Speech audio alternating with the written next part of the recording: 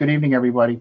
Welcome to the March 16, 2021 Select Board meeting. Just as a preliminary matter, my name is Peter Carlson. I'll be chairing tonight's meeting of the Grafton Select Board. Please permit me to confirm that all members and persons anticipated on the agenda are present and can hear me.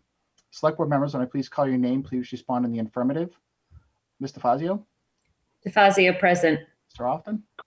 Often present. Frisbee? Present. Ms. Roy?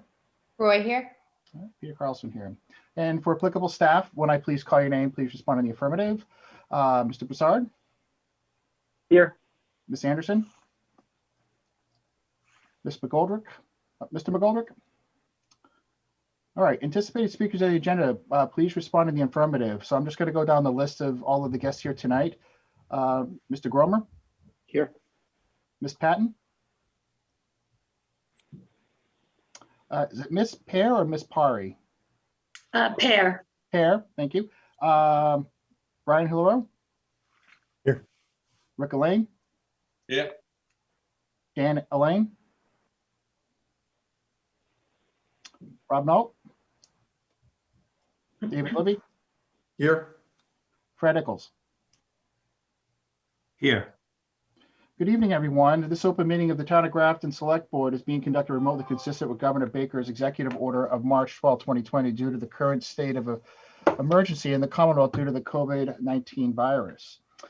In order to mitigate the transmission of the COVID-19 virus, we have been advised and directed by the Commonwealth to suspend all gatherings, and as such, the governor has suspended the requirement of open meeting law to have all meetings in a public accessible physical location. Further, all members of public bodies are allowed and encouraged to participate remotely.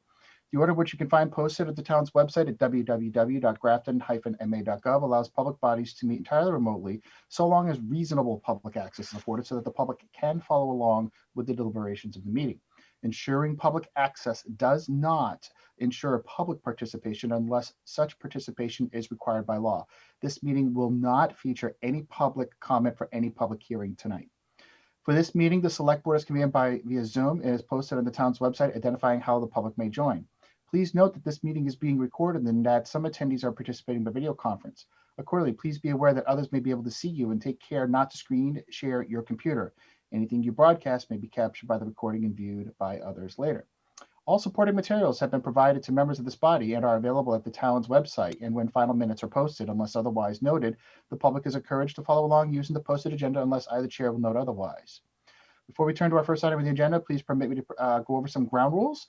I will introduce each of the speakers on the agenda. After they conclude their remarks, I will go down the line of members, inviting each of you to provide any comment or questions or motions. Please hold until your name is called. Please remember to mute your phone and computer when you are not speaking, and please remember to speak clearly in a way that helps generate accurate minutes. Please, if you're waiting to respond, please wait until I, the chair, will yield the floor to you, and you may have the floor. And lastly, if any vote will be taken tonight, will be taken by roll call.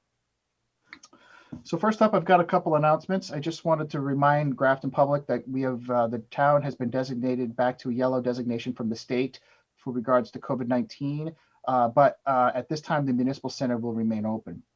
Please note that there is a new pre-registration tool for vaccine appointments and has been launched by the state. Please visit vaccine sign up at vaccinesignup.mass.gov to obtain more information. A new regional vaccine site will be opening in Uxbridge at the end of the month. Recreation Department has issued their spring brochure, and has been many outdoor after-school programs at each elementary school, as well as the weekend programs in esports. Please check out the Recreation website for more information. They've also issued information about Summer Days program for the season. Due to a limited enrollment and to help ease the registration process, a lottery will be held for the Summer Days program this year. Lottery sign-up runs from March 19th to the 21st. The Summer Days program will only be offered as full day this year. It will be at Milbury Street for 6 weeks starting at July 6th. Program is for ages 6 to 13 and runs from 9 a.m. to 4 p.m. Post care is not available. Field trips and trips to Silver Lake will not be held. Only Grafton residents and school choice students are eligible. Please visit the Recreation website for information how to sign up for the lottery. Do we have any public comments tonight from the public who wish to speak to the select board before we get down to the agenda? I'm not seeing anything. Okay. First up here we have on our schedule is Grafton Energy Choice. Mr. Broussard, do you want to, and you, between you and Doreen, want to take the lead on this discussion?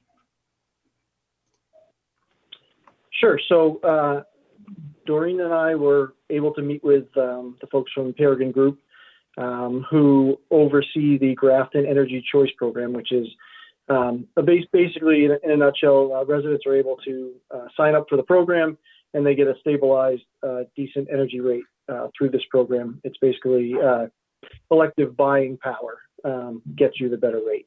And so since I think it was 2016, the town has been working with Peregrine. And so we, after Doreen and I had met, we had decided to bring this back to the select board for review of the program and also hopefully to move forward again with Peregrine and then go out to market and see if we can get a good rate for the residents of Grafton. I don't know that I can explain it much better than that. Either Ms. DeFazio or Mr. Gromer would like to jump in and take it away. I think that was perfect, Evan, and thank you. So I just want to give a little more information to the rest of the board and the public. So I have worked with Peregrine in a few different communities, and so Mr. Gromer had reached out to me for an introduction to our new town administrator, and that's why Evan and I got on a call with them.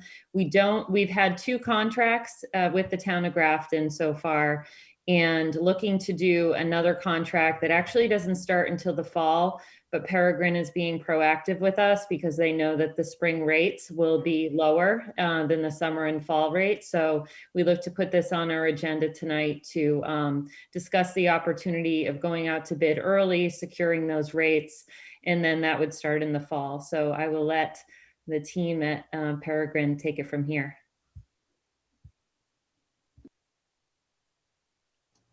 Mr. Gromer, you're muted. Apologize. Yes. So thank you, Evan and Doreen. That was helpful, and you both described it very well.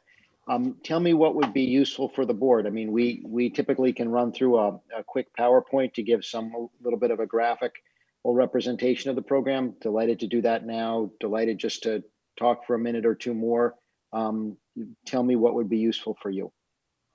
If you've got a short presentation, Mr. Gromer, I can give you access to, let me just do this for you.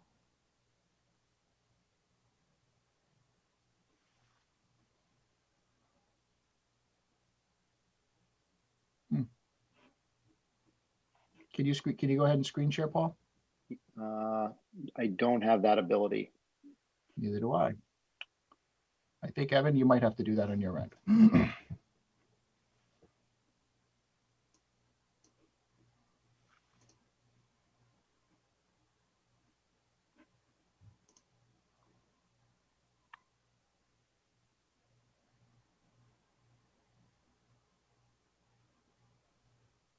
How about now, Paul?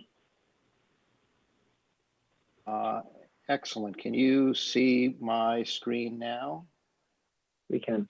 Yes, excellent. All right. So thank you very much. So we'll go through this quickly. We'll give a bit of an overview of the program, and we'll tell you why we're here this evening. So as explained, this is a community choice aggregation program, which is like, as Evan explained, like group purchasing for a form of group purchasing for electricity. Very popular in Massachusetts. 150 communities are doing this. Grafton has had a program since 2017. The program is implemented primarily through contracts with electricity suppliers. Grafton is coming to the end of its second such contract. And so as Doreen and Evan explained, we've recommended that the town go out to bid again to see if you can get good prices in order to continue the program. So we'll go over quickly the results of the program so far, and then talk a bit about the electricity market and a proposed schedule for moving ahead. To quickly explain the program, the participants have 2 options in the program. There's a standard product, which is designed to have a lower rate. And then there's an option for people who'd like a 100% green product that's available at a higher price for residents who choose that one. The program has been very strong participation in the program. about 72% of electricity customers in Grafton participate in the program, and that's 2.5 times as many as participate in the combination of the other two options for folks, which is either what's called a basic service from National Grid, or through a contract with a competitive supplier. Those are the folks who send you letters in the mail and call you on the phone to try to get you to switch to their service. A key thing to talk about in the program is your performance and your price performance, which has been extremely strong. What the town program does is it provides a fixed price, which is an advantage compared to the National Grid basic service price, because the National Grid price changes every 6 months and the town is able to provide a stable longer term price. What we see in the chart here in the red is the price of the Grafton program. And in the blue is that National Grid basic service price. And we see that one changing every 6 months. The Grafton price has changed only when you changed your supply contract back at the end of 2018. The goal typically for an aggregation is to have a stable price that beats the basic service price on average over the course of the year. Grafton's actually done a lot better than that, and you beat the National Grid basic service, or you have been almost all year round. And you have cumulative savings for participants of about $2.5 million, or over $2.5 million compared to that National Grid price. There's an important disclaimer at the bottom, which is something I'm required by the state regulators to say, but it's also an important thing to emphasize, which is that we can talk about the actual performance of the program to date, what's actually happened, but we can't promise ever future savings into the future, because those future National Grid prices are unknown. They change every 6 months. So we can't promise today how the town program price will compare to those. So we can talk about what's actually happened so far, but we can't promise what will happen in the future. The other thing, just to hit quickly, and this is a kind of a complicated slide, but just to emphasize that the town program offers a lot of good consumer protections for residents. It's much better from a consumer protection perspective than the competitive supply offers that folks get in the mail. And in the state attorney general has done an investigation here and has found that consumers that go with those competitive suppliers who call you on the phone lose about an average of $172 per year. And also importantly, low income customers are most likely to be targeted by those competitive suppliers. So the town offers a good alternative to that. So that's a quick overview of the program. Let me turn the presentation over to my colleague, Kim Pear, who will talk about the electricity market and the supply procurement. Thanks, Paul. So one of our roles, as we mentioned, is to look for opportunities in the market to go out and procure your aggregation contract. So what we're looking at here is a chart of wholesale electric prices, and it shows the prices for the next 3 years. If you look all the way to the right, you can see that those prices are relatively low right now, which makes this a good opportunity to go out and solicit bids from suppliers. As we mentioned, the contract isn't expiring until October, so we could go out and procure in the summer, but generally pricing is a little bit better in the spring versus summer. There's more volatility with weather-related patterns that arises in the summer. So with that said, on the next slide, we put together a procurement schedule for a spring procurement. And really we'd be looking to start those steps this week as early as tomorrow for step 1. So what that looks like is we would gather Grafton's aggregation data, and we'd send out a request for indicative prices to a group of suppliers. We'd give them 2 weeks with the data, and then they'd submit prices to us. Once we have those prices in, that moves us to step 2. We'd set up a meeting to review those prices with the town. Once that step was complete and you decided if you wanted to move forward with executable prices, we would send the data again to the suppliers. We would ask for specific terms. The thing that changes here is the bid date. It wouldn't just be simply a meeting to look at the prices. The bid date's a little bit different. It's more structured than that. So on bid date, suppliers can only hold prices till 4 p.m. That's how they keep their prices competitive.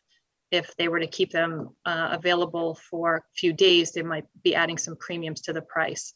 So really we need a decision to be made on bid date, whether you're going to sign a contract or pass on those bids and go out to bid again.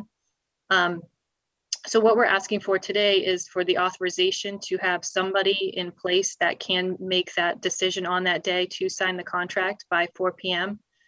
Typically in the past, that has been the town administrator, but that's something that we're here just to discuss with you all.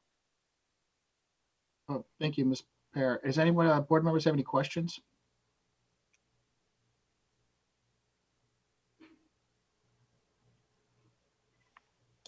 All right, I'm not seeing anything. I want to thank you, Mr. Gorman, Ms. Pear, for that presentation. I think it's great seeing the savings that you provide to the town through the contract.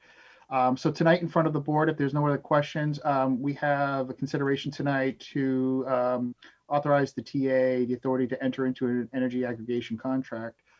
If there isn't any questions or comments, I can enter a motion at this time. I move the board vote to authorize the town administrator to enter into an energy aggregate contract. Second it.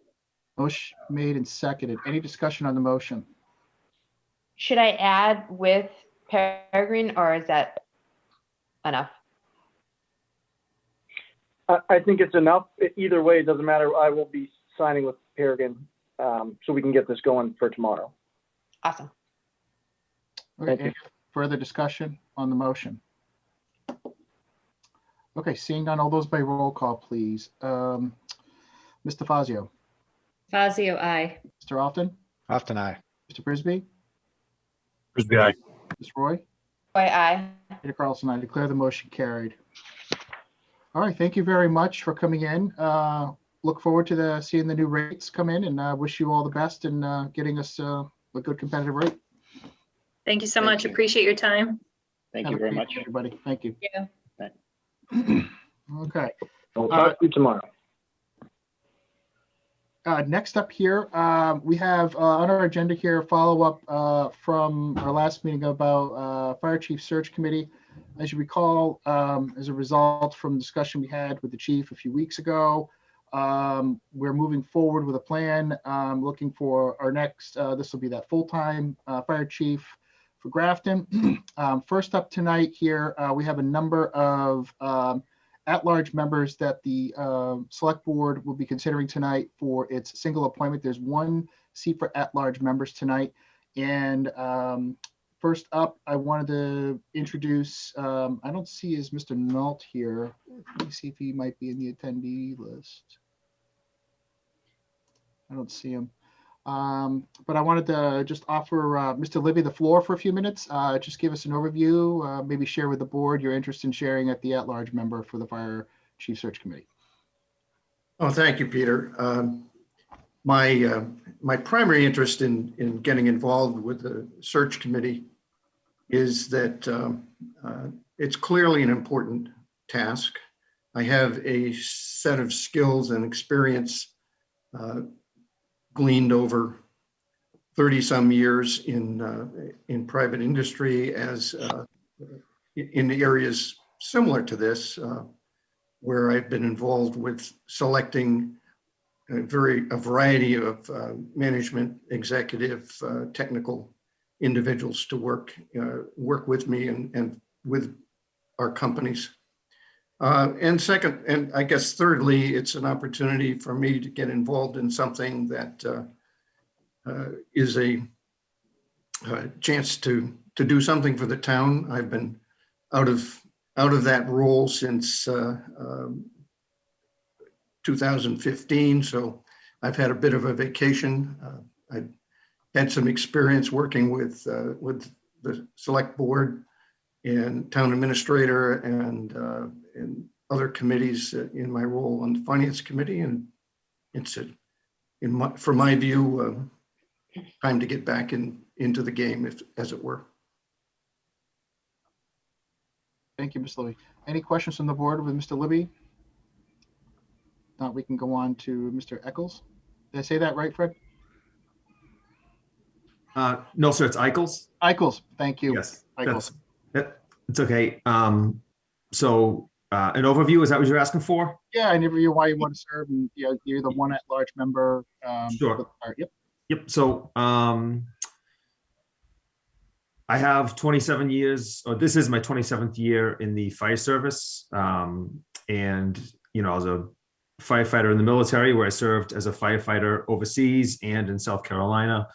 And now I serve in Cambridge. So as a firefighter in Cambridge, and that has given me a pretty well-rounded, fire service experience. I serve as a deputy chief right now. I'm a division commander. So, I respond to emergencies as well as staffing, manpower duties, and additional training responsibilities. So I just felt that when I saw this opportunity to come up, that it was an opportunity for me to serve my town here.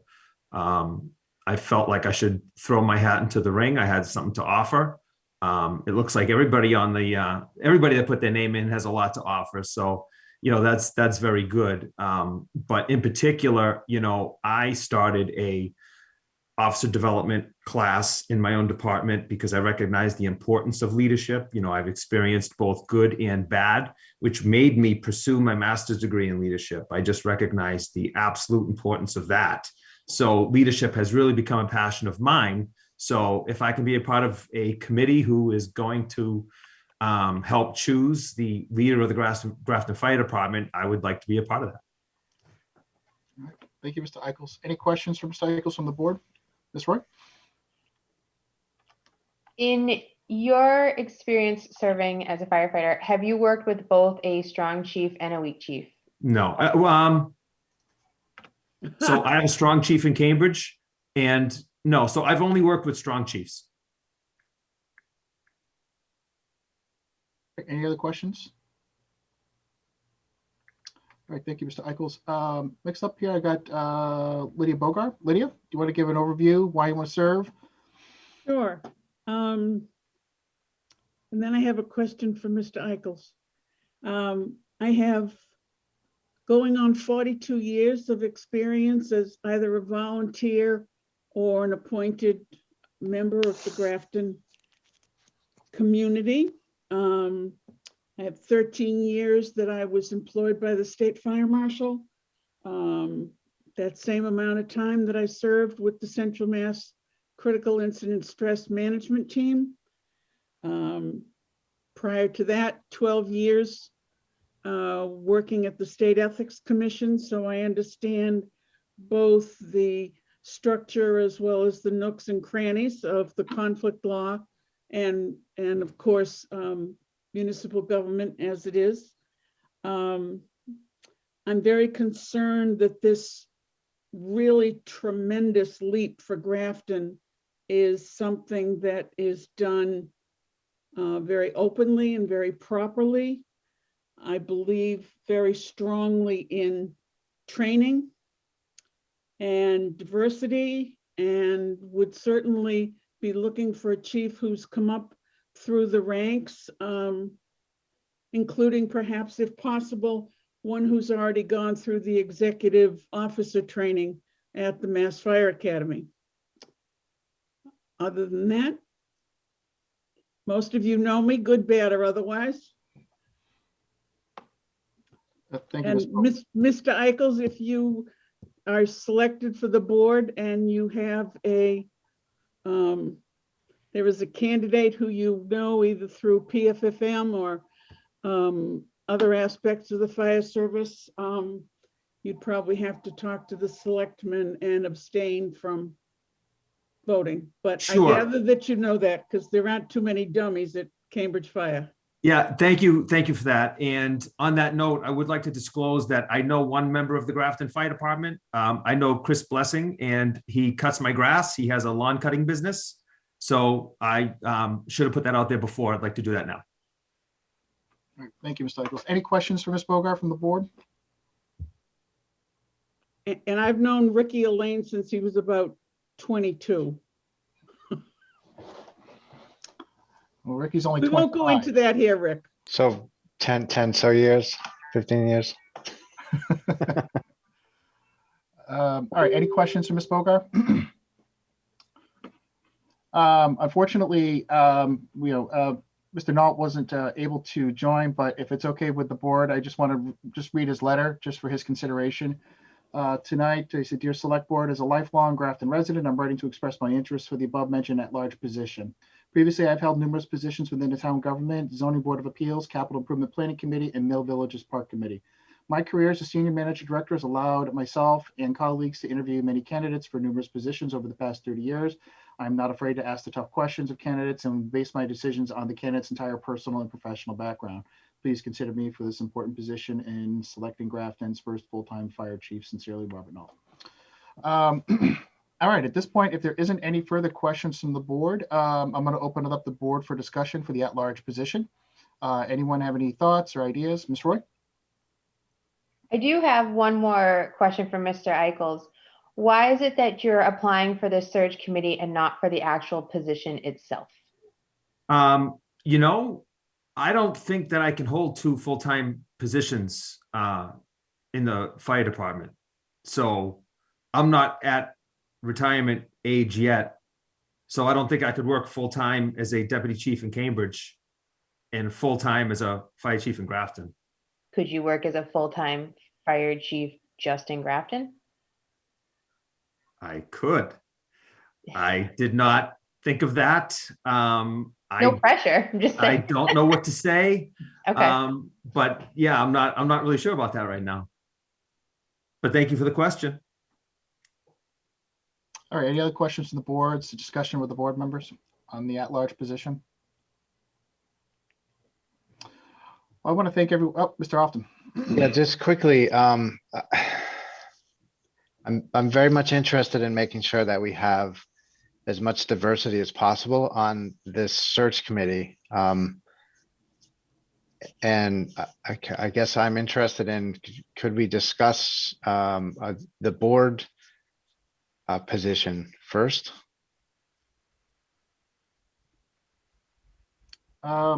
Sure. We can do that. Mr. Often, you want to take the floor on the select board's appointment to this?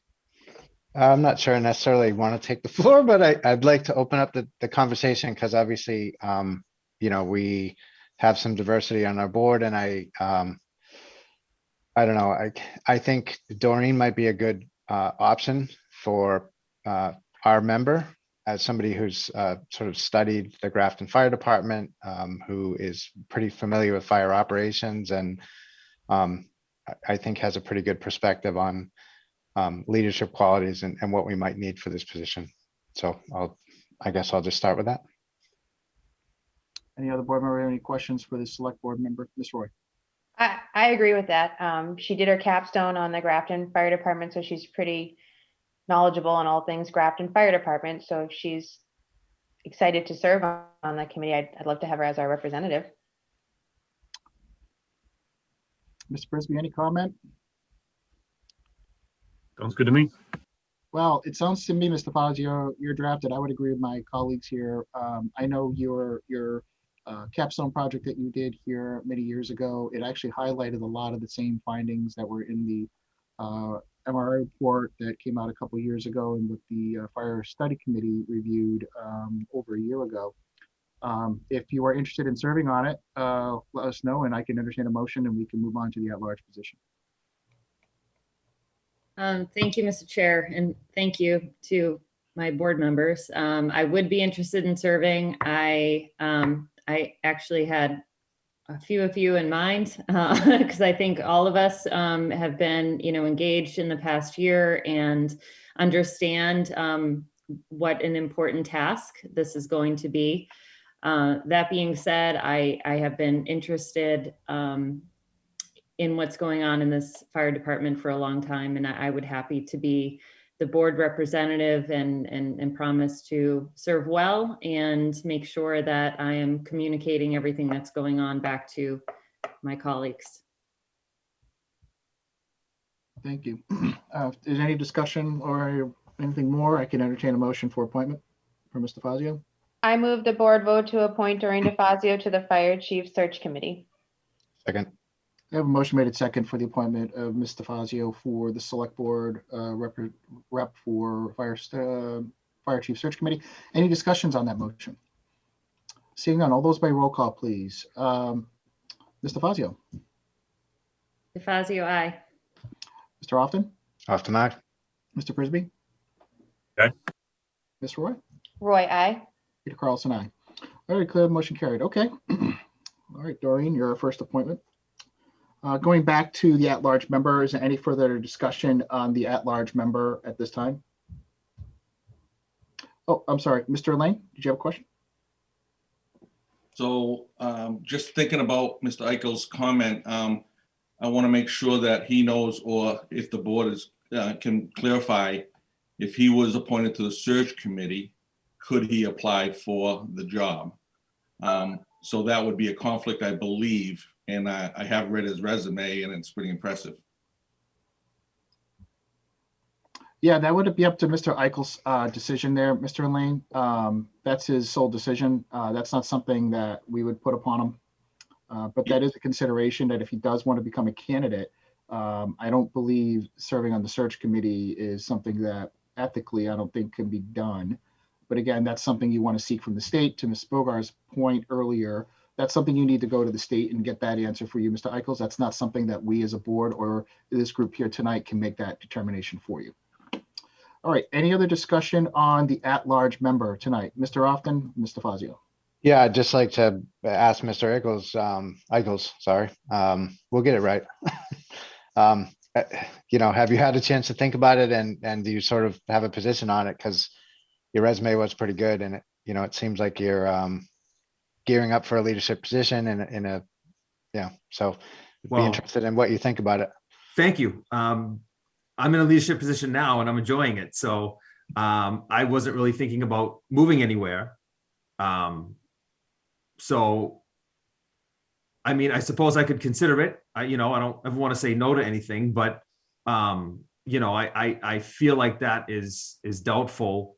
And, I certainly, if I were to put my application in, would absolutely withdraw from the committee, of course. So I definitely understand that. Okay, thanks. Okay.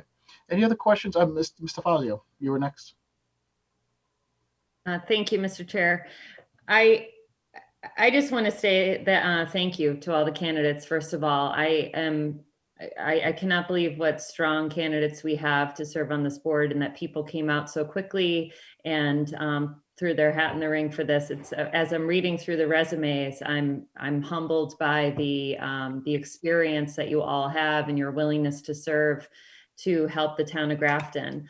So I think you all have strengths, but I also just, in my opinion too, just want to say that now being the select board rep on the committee, that I would love the opportunity to perhaps work with Lydia Bogart. I just was really impressed with her 42 years of experience throughout lots of different skills and experience in municipal government, 13 as a state fire marshal.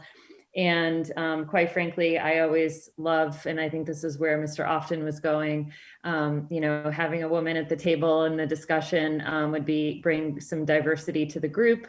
And so it would be a pleasure to work with her. So I just wanted to vocalize that she would be my choice, but I think you're all, I don't think we can make a wrong decision here. Thank you, Doreen. All right, any other, Mr. Prisby? Yeah, I actually just want to second that. Lydia, for those who don't know, is more active behind the scenes in, how do I put this? Her input with us than I think most people would be aware of.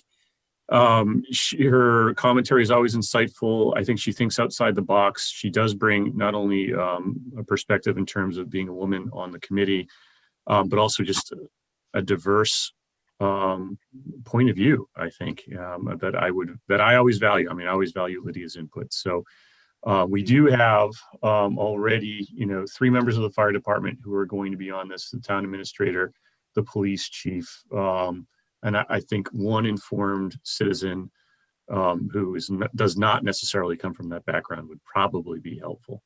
So I would second that. Any further discussion on the at-large member, Mr. Often? Yeah, I agree with everything that's been said so far. And, Lydia knows the town probably better maybe than anybody on this meeting. So you know, I definitely value the experience that she has. We've had some very meaningful conversations on a number of different topics, and I know she's incredibly passionate about the, you know, success and well-being of Grafton. So yeah, I would support her being on the search committee as our at-large member. All right. Mr. Chairman, can I ask a question? Ms. Bogart, sure. It's actually a question for Ricky Elaine. Somewhere in the fire department, this is a Station 3 question, Ricky, so you'll be fine. Is there somewhere an after action report from the mill fire August of '99? Warts and all, what went right, what worked, what didn't? I was there for 5 days. I don't know if there's an actual report, but I will definitely look into that. I mean, it's been a while. One of the biggest fires we ever had in town. I think it would be something, whoever your candidates happen to be when you get down to that last half dozen or so, I think it would be, I think it'd be something very interesting, historical document, because it was the biggest worst. It wasn't a fatal. It's been a long, long time since we've had a fatal, and that's a good thing. But I think that report would be something to see, for probably even for the select board, so that they can see what they've missed. I'll look into it. Thank you, Ricky. Thanks, Ms. Bogart. Okay, discussions between the members. Any further discussions on the at-large members? If not, I can entertain a motion.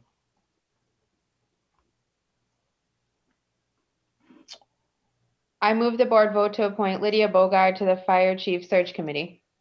Second. Motion made and seconded. Is there any discussion on the motion? I just want to add, Mr. Libby, Mr. Eichels, thank you very much for coming up, Mr. Nault, and for your interest in serving. You know, stay tuned. I know we've got to work out some the fire department representation here in a little bit. We're going to talk through that as a select board. But I just want to thank each one of you for coming out. Mr. Eichels, your resume was impeccable. Mr. Libby, you're a known quantity in this town, as well as Ms. Bogart and Mr. Nault. And we really appreciate your willingness to come out tonight and volunteer for this very important next step in Grafton's history, its first full-time fire chief. If there isn't any further discussion, I can go to roll call, please. Mr. Fazio. Fazio, aye. Mr. Often. Often aye. Mr. Frisbee. Frisbee, aye. Ms. Roy. Roy, aye. Peter Carlson, I declare the motion carried. Thank you very much, Ms. Bogart. Appreciate your willingness, as well as you, Mr. Libby. Mr. Eichels, thank you. Stay tuned. Thank you all. All right. Next up here is wanted to go over the appointment of the representation from the fire department from the three different departments here, Station 1, 2, and 3. So tonight we have a few members from Station 3, one member from Station 2, but we don't have one from Station 1. So before we get into the Station 3 and the Station 2 appointments, I wanted to just open up the discussion between the board members here, determine how they want to go forward with filling that Station 1 position. Ms. Roy, it looks like you've got company there. Yes, I do. It's her birthday tomorrow. She's very excited. But I guess the question I would have is there anybody from Station 1 that, I think the reason when I suggested that it be somebody from each station, a representative, Mr. Eichels is a great example of that. If Station 1 got together and said, we want Mr. Eichels to represent us, we believe he's going to do work in the best interest of us. But I'm confused as to why we didn't get representation from each station. What was actually sent out as the request? Was it confusing, or I'm not totally sure, because the charge itself seems a little confusing as well versus what we had discussed. Yeah, I'm not sure how it was communicated with the departments, Ms. Roy. That's something I can follow up with Mr. Broussard on that. But I see that Mr. Lane, who's captain of Station 3, has been raising his hand and he wants to have the floor. Rick, if you want to make a comment to that question that Ms. Roy posted. So yeah, I don't think you can make these these positions for the firefighters tonight because how it was presented. I got the email because I am signed up for emails from the town. Not everybody is. I got the email from the Town of Grafton, Mass, CMS mailer, civicplus.com, which is an automatic mailer. And that's how I got it. But on here, on this application, it is confusing because it just said the select board is accepting applications for the community member seat on the fire chief search committee. This committee is charged with hiring a consultant to assist in all of that. But it just comes up and says they are looking for the person at large to put in their name. I put in mine to make sure that I listened to that meeting and I knew that you were looking for one member from each station. So I put in my name to make sure that Station 3 was represented. But it never, nowhere on that email does it say that we're looking for the fire people to put in their names as well. And then the charge itself is, everything is fine on the charge, except the charge says 3 members of the fire department. And that's not what was talked about at the meeting of March 2nd, was that you would have 1 member from each station or their representative. And that was not stated in this. So I don't believe that you should move forward with this appointment tonight of the fire members, because a lot of guys have no knowledge. And as far as I know, the fire department was never notified or sent any information about informing the members, which we do get emails from the town. I mean, not from the town because we don't have town emails, which we should, but we don't. We have our personal emails that Cheryl sends us information to. So the only ones that attended the meeting, my meeting, because I did tell it at my meeting, let guys know to look into it, but we only had a handful. We didn't have the whole membership. So I think it needs to be reposted to the fire department to see who is actually interested. Yeah, Mr. Lane, we're going to discuss that and determine it tonight, but I do have one follow-up question for you. As captain of Station 3, did you forward that email just up the chain of command at all? I did not. And that email was sent to me personally. I wouldn't have got it if I hadn't been signed up for the automatic mails. I understand. All right, I just was curious. Thank you. All right, any of the board members have any further discussion on how they want to proceed tonight? Mr. Frisbee. We really need to improve our communication with the fire department. Like, holy cow. We can't, Rick's right. We can't do this tonight. We need to get to make sure that Station 1 knows what is going on, has had the opportunity to pick somebody to send to us for a name for us to vote on. At least one person, though, you know, scratch it. They don't pick. They can encourage people to apply and we pick, but that needs to be made clear. And I don't know where that broke down, but I don't feel comfortable moving forward with this tonight until we resolve that. Great. Any other questions from the board tonight? Mr. Hoffman. I think we've got, interest from Station 2 and 3. We could move forward with those appointments and have the majority of the committee in place. My concern is timing. Like, the earlier they get organized, the better. So it's an idea. All right, Mr. Broussard. I don't have the all of the proposals from the search committee companies that we're looking to hire. I won't have the last ones until the deadline I gave them was Friday. So, I don't know that if you delay this slightly, it's going to really change the pace of the actual search. Yeah, Mr. Broussard, I see what you're saying. We don't have, just for the board's notice, and I know I spoke to one of you earlier today about this, we don't have another meeting scheduled for another 2 weeks. So the next meeting is April 6th. So it's a full 2 weeks before we meet again.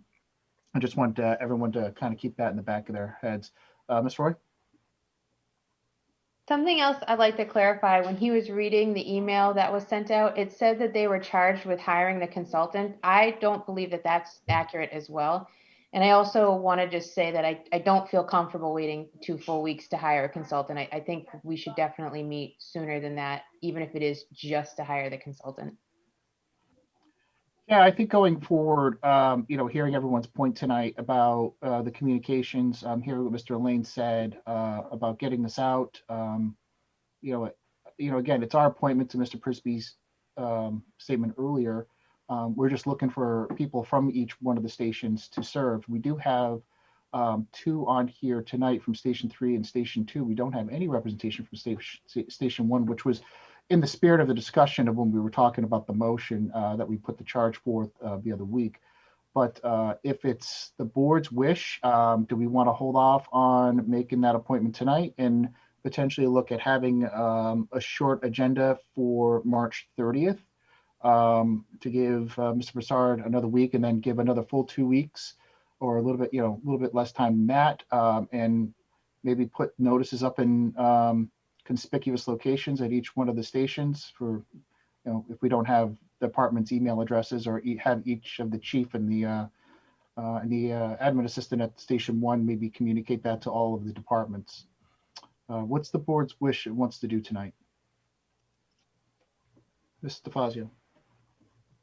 My opinion is I think it would make sense to meet next week. I don't think we can wait 2 weeks like Ms. Roy said. I would also like to hold off with stations 2 and 3 and just make sure that we're communicating to everybody all at the same time. There could be potentially more people interested in stations 2 and 3 that have not been notified, or it was misunderstood of what this was for. My one question or statement, I'll say, is that I'd like maybe Evan to work with the fire department to find out the best mode of communication to get this out. I mean, I don't, maybe Rick could speak to Evan about that. Is it putting signs up? Is it going through Cheryl? It's nothing we really need to discuss during a board meeting, but I just want to make sure, because we're going to have potentially a lot of communication going on in the next couple of months, and it would just be good to know the best way to address that. Okay. I think if the board's in alignment, I think we'll hold off. But the question is just availability of our next meeting. Looking at the 23rd and the 30th of March. What's the board's desire? Ms. Roy. I agree with Ms. DeFazio. I think the 23rd is ideal. If Mr. Broussard's going to get everything by Friday, can get it put together for us. That just gives the committee 1 more week to work with, because we gave them a deliverable deadline of June 1st, and weeks matter at this point. We're coming up on that. All right, Mr. Broussard, is that enough time for the 23rd? Sure. Okay, great. Is there any other questions from the board? We can table this to next week. We'll put an agenda together, a short agenda for next Tuesday. Is there any other questions, board? I know Mr. Lane's got a question. We'll get to him in a minute. But I just want to make sure the board has had its opportunity. All right, thank you. Mr. Lane, did you have a comment that you would like to make? Yeah, to Mr. Broussard, we have our own personal emails, and Cheryl sends them out. So if you notify Chief Gauthier and Cheryl, they would notify us. But on that same thing, we have been bringing this up many, many times before you, of course, and it's never happened. We are town employees, and we get paychecks from the town, but we do not have town emails, and the fire department should have town emails. And I don't understand why that doesn't ever get happen. It would make it a lot easier for everybody if we were included on the town emails and that part of it. On the other part of it, on the consulting part of it, I just wanted to say that I wanted to say this at the meeting March 2nd when you brought it up, but I wasn't a panelist then, and there was no comments available. But I think if you hire a consultant, you should be asking them what they believe is the time frame that they think they could have a chief possibly interviewed and seated, because I think you're really pushing it for June 1st nominations and July 1st person in place. Because if you get that date from them, they may tell you that you're looking at, end of July or September before you could even possibly, after this person that does get hired agrees to the price range contract and agrees to take his vacation time wherever he's coming from, you could be into September, August. I think the consulting firm, the whole reason for getting them is they have this knowledge of those type of candidates, and they have that knowledge of when that should happen. So by setting a date that you set just because it's the end of the fiscal year, I think you're really setting yourself up for failure. Thank you, Mr. Lane. All right, so at this point, with the board's wish, we'll table this tonight. I want to thank Bob, Brian, Rick for coming out tonight. Stay tuned. We'll have you all back on the 23rd. Please. I'm sorry, Mr. Chair. 1 second, Mr. Prisby, let me finish. Just 1 second. And we'll work with Mr. Broussard on getting that communication out to the fire department, to your point, Mr. Elaine. Thank you. Mr. Prisby. Sorry, I didn't mean to interrupt. You know, I always try to be cognizant of government's brand and image. And I think it's important that we address what Rick just said so we don't look like a bunch of boobs when we're getting out of here and trying to run the town. We're aware that the search is going to take some time. What happens in this, in the same way it happened with the TA search committee, is we're going to have more than one search team come to us with a package of what is included in the timeline with what they think they can get done. If their timeline doesn't mesh with ours, then we have to acknowledge reality and say, okay, well, then this is going to take a little bit more time and plans are going to change. But certainly what we don't want to do is be so inflexible with our own arbitrary expectations that we forge ahead and ultimately do the town harm by not allowing the search process to play out the way a professional search team thinks it should. So of course, we're going to take that into account. But we got to, you know, with this thing, one of the problems that's beset this, Mr. Elaine, if I'm being candid with you, is we've always had this sort of chicken and the egg problem. And no one has had the fortitude to start this process without, you know, offending somebody. And we've got to start someplace. And this is where we picked, and this is the process we're going through. I think it's a good one. But if it turns out that we can't do it by, you know, the July 1st, then okay, you know, we'll adjust accordingly. But you know, we got to get rolling at this point. Like Colleen said, weeks are important. So I hope that we can communicate better with the stations going forward to avoid any more delays. All right. Okay, guys. Thank you very much. We'll take this up again on the 23rd. All right. Thank you for coming in. Thank you. All right. Moving on to Recreation Commission, just bringing this back from the other week for the 2021 parking fees. Ms. Anderson, Mr. Broussard are here tonight to talk, just to follow up from a lot of our questions that we had. We had a pretty lengthy discussion, if you recall, about what is it that we're actually approving and so on and so forth. So I want to give the floor over to Ms. Anderson and Mr. Broussard here to just bring back to the table the decision that we need to make tonight. Sure. So if I could maybe lead off that conversation. So I've given it some thought since we had the last meeting and you all discussed what was going on at Silver Lake and what Park and Rec was trying to do. So the way that I kind of break it down, you've got three different points here to look at. One is the role of the select board in policy decisions that are generally thought to be the domain of the Park and Rec Commission. So I think that perhaps, you know, the conversation last time should have led off with what did the Park and Rec Commission vote to do, which I think we skipped over that step because I think that's important to acknowledge and to take into account. The second issue we had in the last conversation was the decoupling of fees. So to Mr. Prisby's point that he made last time, if the $5 parking fee, I'm just using arbitrary numbers, if a $5 parking fee means rangers and a $10 parking fee means lifeguards, then by default, by selecting a fee, you're setting policy, which those two things rub up against each other. And so we really need to decouple that conversation from the policy aspect of it. And lastly, I wanted to go a little bit farther into the budget impacts because having been a part of budget discussions for a number of years now, even I got a little turned around on what it was we were discussing. So as Ms. Anderson pointed out, we set a certain amount of money aside for lifeguards. And then the Park and Rec department collects fees for use, and then that offsets the cost to the town. But I think it's important to note that the offsetting cost is not going into a revolving fund. It doesn't offset the amount of money that you need to outlay in the operational budget. It simply closes to free cash. And that, quite frankly, is the only reason that you have jurisdiction over this particular fee setting matter, is because it doesn't go into a park and rec revolving account, which is in their domain and their ability to set fees.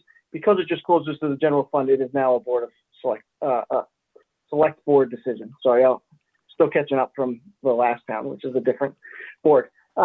So one thing that I want to point out is that, perhaps in this discussion, because I think, we've already gone down the road of talking about what we would prefer to see. And, is it lifeguards? Is it park rangers?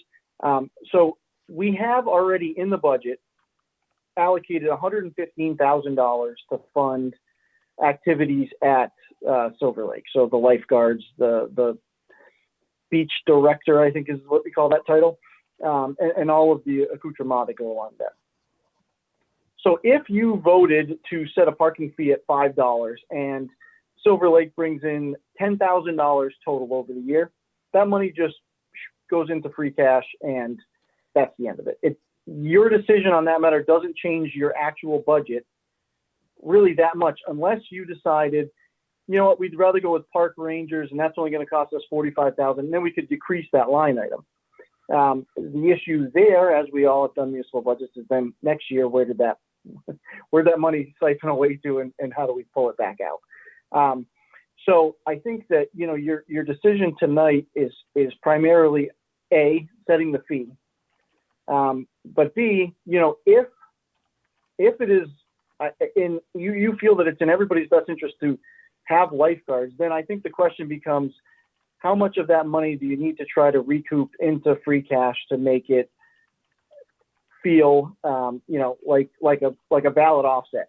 My thought is that, you've got two choices. You can either go after, the $5 parking fee and recoup 10 or 15,000, or you could say, you know what, we're not going to charge anything. Everybody can go sign up. If you're a Grafton resident, it's free for use. You're coming off a pandemic. It really doesn't make a whole heck of a lot of difference in the general operation of how this budget is going to look at the end. And, maybe it's just something that you look to do for the residents as a feel good, second summer in pandemic move. But those are obviously your decisions to make. So that's my general spiel of what I've been thinking about since we last met. Thank you, Mr. Broussard. Ms. Anderson, did you have anything you want to follow up on? I can open it up to the select board if you want to just go that way and let them ask questions. Yep, no, that's fine. Go ahead. Thank you.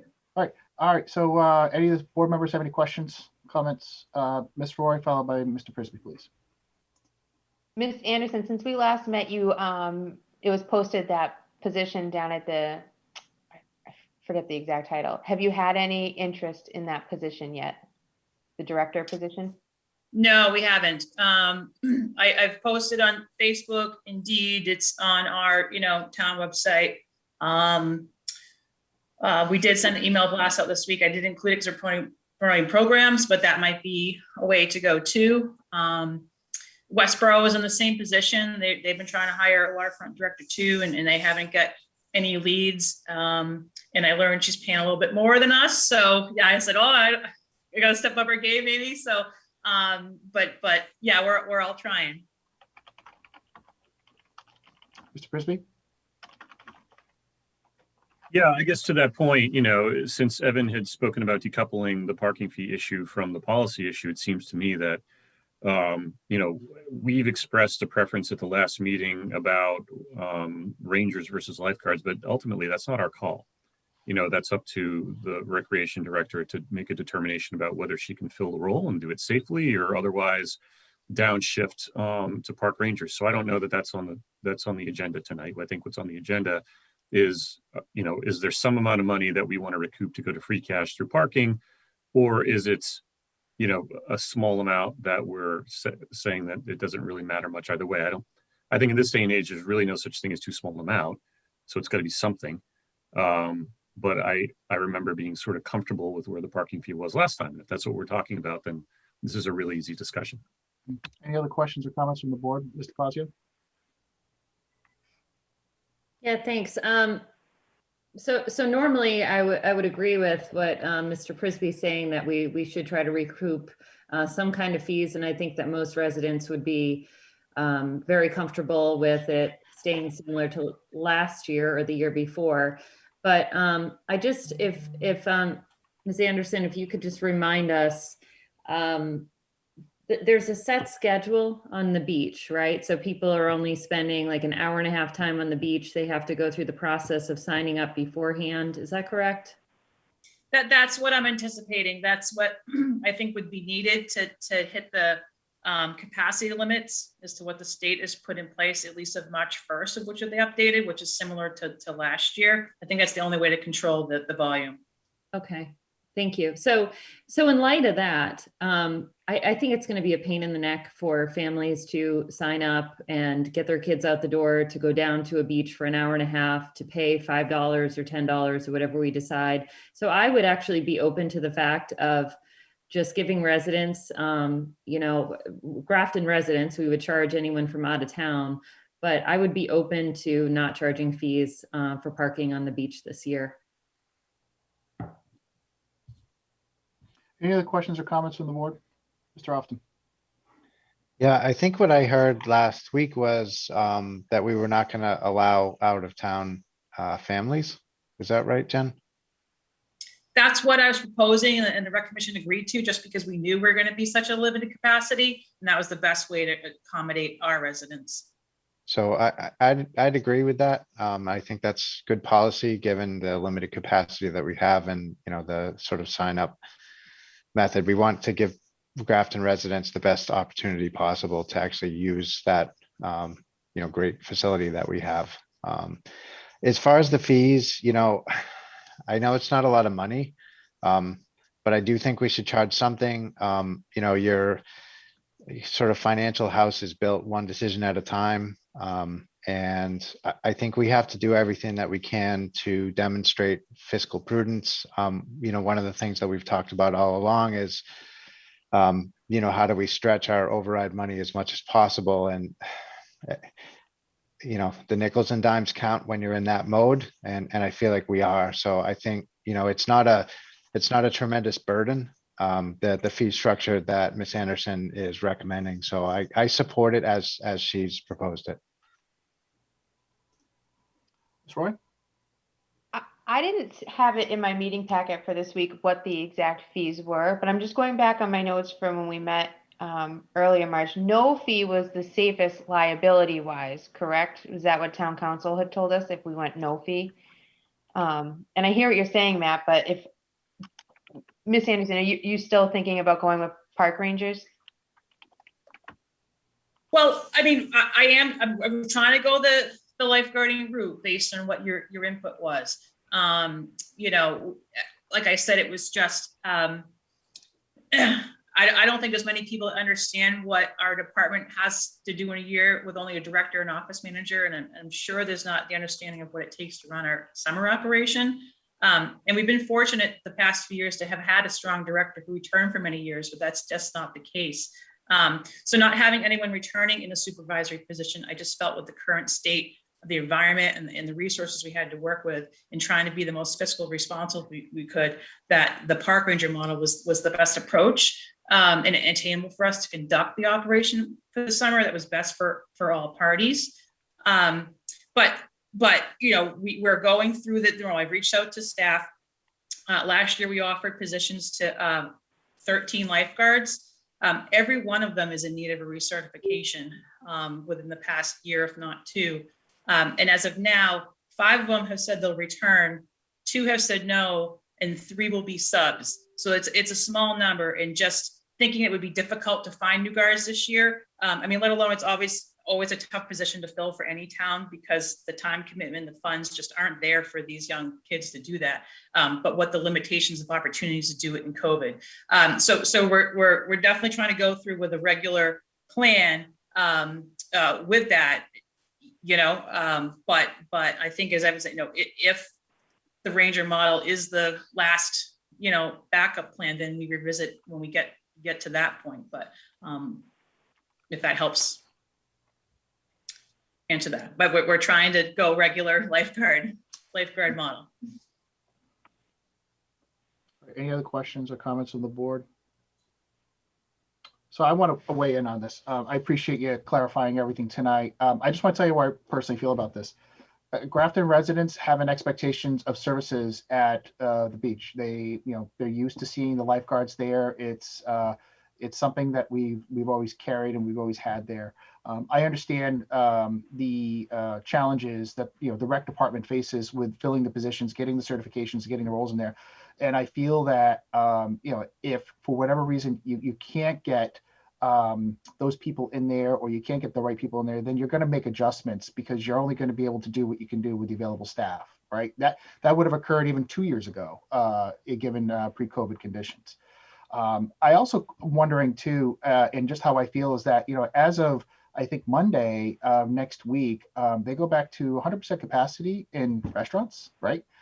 So I'm curious about how, looking at the state's easing back into less restrictions with COVID and just monitoring that, how does that affect the rec department's determination of like what you feel for capacity at the beach then? So I just it just occurred to me earlier today about how the state is relaxing a lot of those restrictions. I just wanted to ask you, Ms. Anderson, just how you feel about that, and that would you be open to allowing more capacity at the beach given the current state of affairs? Oh, absolutely. And that's why, I initially proposed this thinking that the fee model and kind of the staffing model was a little bit connected with one, you understanding kind of some of the liability and then some of the fiscal parts of it. But it's two separate things. And if we need to revisit those fees as we get closer to the beginning of the summer, but you guys vote tonight because things have changed that drastically, I mean, we can do that. But as of March 1st, they've announced the new update for beach operations following step 3, phase 3, step 2. And it's still really the same capacity as last year. And I'm not saying we don't have, it's not a capacity number. It's the fact that groups need to be 12 feet apart. And groups can only be of up to 10 people of like your immediate family. So you look at the size of a beach and having to separate groups by 12 feet, that's where I came up with that 8 to 10 family number. So yeah, in a couple months that could change, but as of March 1st, that's phase 3, step 2. And I think the next phase is step 4, which might take, would take a little bit. So I don't know how much that would change. I don't know. Maybe I'm going to share everyone just my frustration with just the messaging from the state and how it comes up with its algorithm to determine restrictions. It's okay to have people in restaurants 6 feet apart. It's okay to have students 3 feet apart. And yet they're telling you have to have people outside at a beach 12 feet apart, and only I'm hoping my email is to our state representative and state senator after this meeting tonight, questioning the logic behind this and just understanding how they came to this conclusion. But I can just share with you just my frustration on your behalf, I guess, that the way that this is all structured, Jen, it's confusing as hell. And I personally, where I feel tonight, I personally feel charging the fees that we paid last year. Do your best to staff it the way that the town is used to doing it. And we just go from there. The town is expecting a certain deliverable. And I know you're trying to make changes, but you're going to have to make those changes regardless, even if we were in pre-COVID numbers. So you would have to make those adjustments and make those determinations about how best to provide the level of service that the residents are looking for and how to again, balance the risk and the financial components that the rest of my members have shared tonight. All right, that's enough of me ranting. Mr. Prasad. I just wanted to say, not that I agree with it in any way, but I believe that the state's beach guideline is so that you can walk between two groups of people and still be 6 feet away from either. I believe that was the logic. It's travel lane. You got to have like travel, what you want to be travel lanes and everything. So yeah, so again, I think I'm just looking at letting you guys know what I thought the minimum revenue could be. And if that was a factor of whether you wanted the beach to be able to operate or not compared to what we would normally bring in, and knowing that again, that this number would be minimum, because if we have the ability to expand, we obviously will go within the scope of whatever we can do within the state. Ms. Roy? Are we allowed to limit it to residents only? Especially if we do charge a fee? I don't know if that's to me or if Evan has any, but I mean, as far, I would think that would be our own decision as to what our limits could be there. So, but we're not entirely sure if we're allowed to do that. We're just assuming we can. I mean, talking to Jenny with that plan, I don't, she gave me any other direction. That wasn't quite our focus either. Evan, it looks like maybe. Yeah, I mean, we've done, I've been involved in other things where we've limited to just residents only. We can certainly, reach out and clarify, but I believe you'd be able to do it. I also have never had a beach before, so this is fun. I'll give you the tour, Evan. Come on down. I'm ready. Mr. Fazio. Thanks. But just to be clear, though, that's out of our scope. That's up to the rec commission to determine whether or not it's residents only, right? We're I was just curious. Yeah.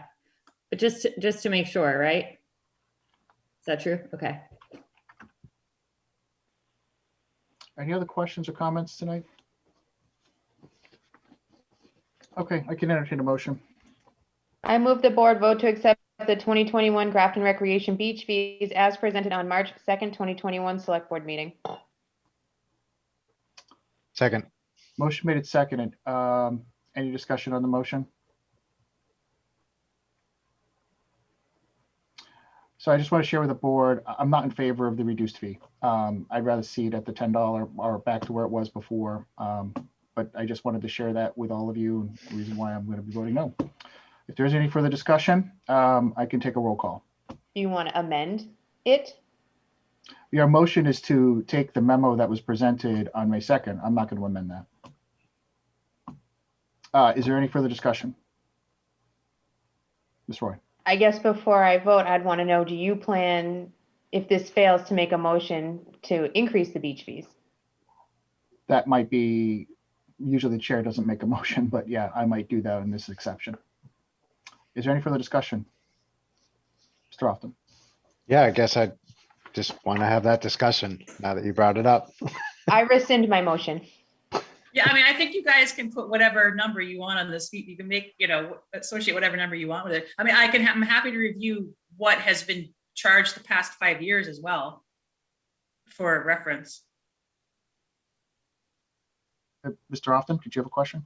Yeah, I'm interested in sort of what your end goal fee recovery is based on, so we're looking at something that's approximating a lifeguard model, maybe with slight reduction, if we can make that work logistically.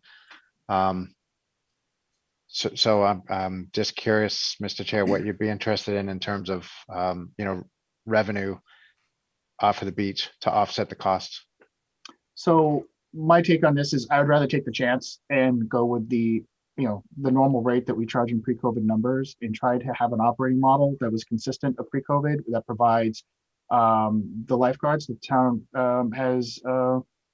expects. And I think that's part of the draw. That way our beach gets a lot of attraction from town residents. I mean, I can tell you during pre-COVID, it was packed every time I drove by that place. I mean, packed.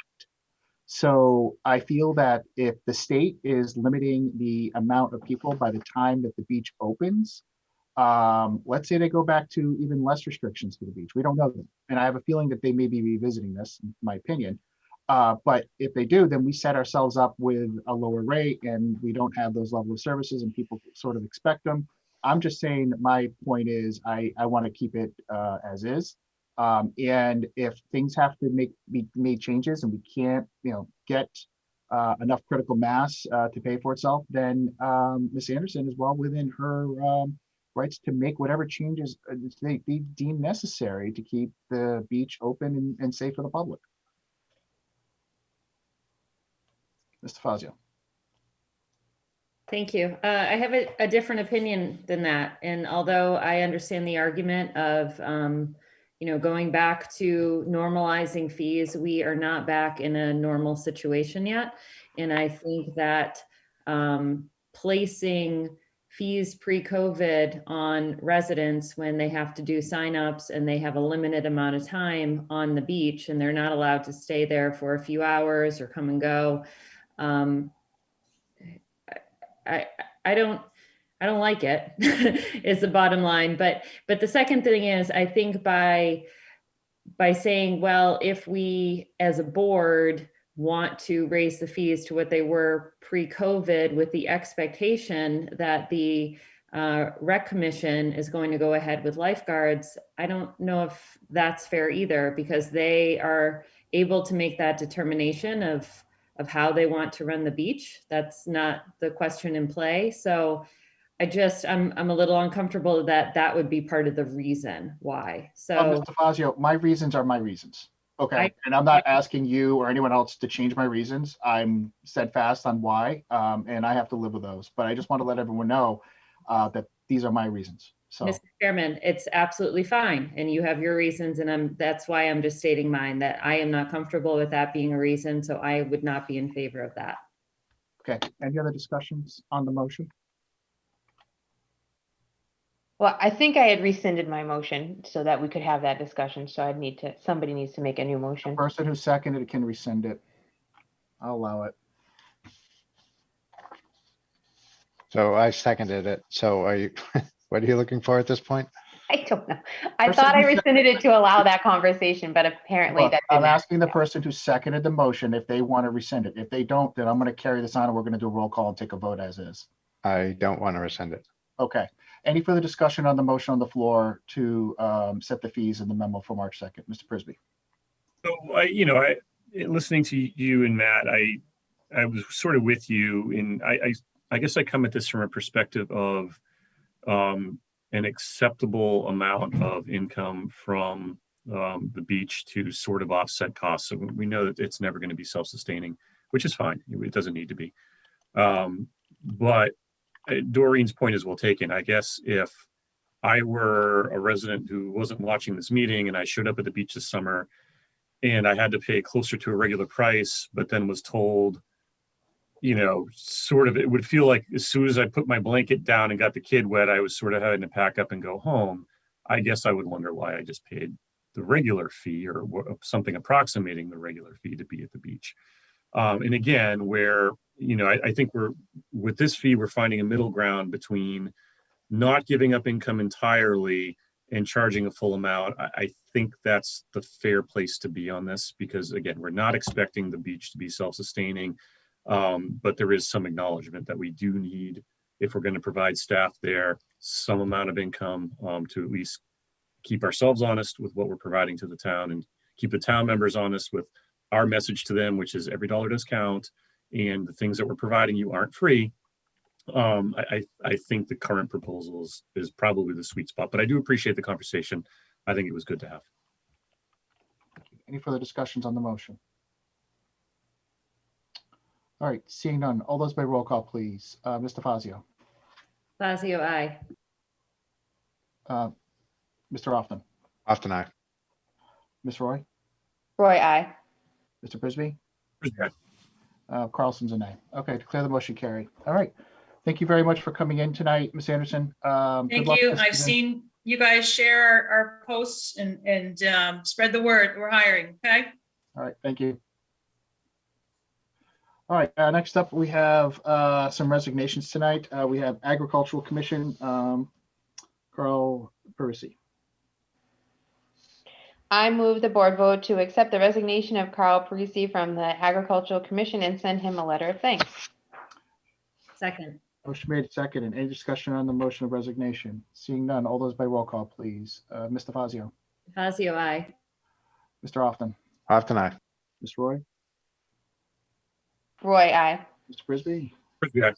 Carlson, aye. Declare the motion carried. Next up, resignation for the ZBA Zoning Board of Appeals, Carl Parisi. I move the board vote to accept the resignation of Carl Parisi from the Zoning Board of Appeals and send him a letter of thanks. Second. Motion made and seconded. Resignation. Any discussion? Seeing none. All those by roll call, please. Mr. Fazio. Fazio, aye. Mr. Austin, Often I. Mr. Frisbee, Prisby. Ms. Roy. Roy, I. Peter Carlson, I declare the motion carried. Next up, we have a resignation of the Economic Development Commission. Ms. King, I move the board vote to accept the resignation of Morgan King from the Economic Development Commission and send her a letter of thanks. Second. motion made and second for the resignation. Any discussion on the motion? Seeing none, all those by roll call, please. Mr. Fazio, Fazio, aye. Mr. Austin, Often I. Ms. Roy, Roy, I. Mr. Frisbee, Yeah, and thank you, Morgan. Peter Carlson, I declare the motion carried. Next up here, we have a number of election workers. If you want to just do a motion for the memo dated March 12, 2021, I would accept that.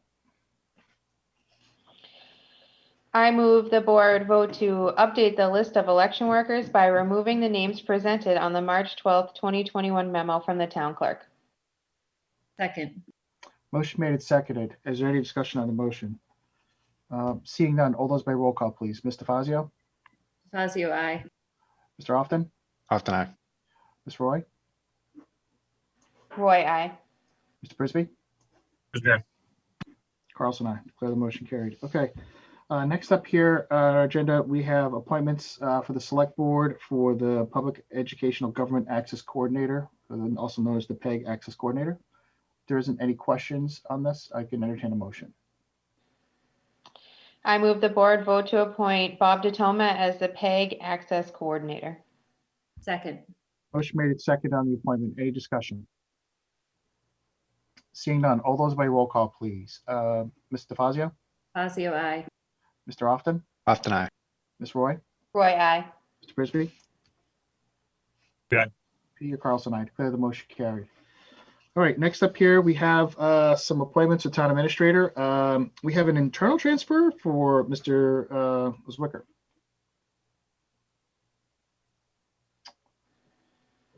Just want a motion or? Okay. Yeah, I don't know if Mr. Sard, if you want to just discuss what the transfer is about. I don't know if you want to give an overview. Sure. So this is just an individual who was working as a custodian in the municipal center and is transferring over to be a light truck driver per the request of the DPW. All right. Any questions from the board on the transfer? Seeing none, I can entertain a motion. I move the board vote to affirm the transfer of Larry Zwicker to the position of light truck driver for the Parks and Recs Cemetery. Second. Motion made and seconded. Any discussion on the motion of transfer? Seeing none, all those by roll call, please. Mr. Fazio, Fazio, aye. Mr. Austin, Often I. Ms. Roy, Roy, I. Frisbee, Prisby, aye. Peter Carlson, I declare the motion carried. Next up here, we have another TA appointment, part-time public safety dispatcher. Yep. So this is at the request of Chief Crapo to appoint to that position.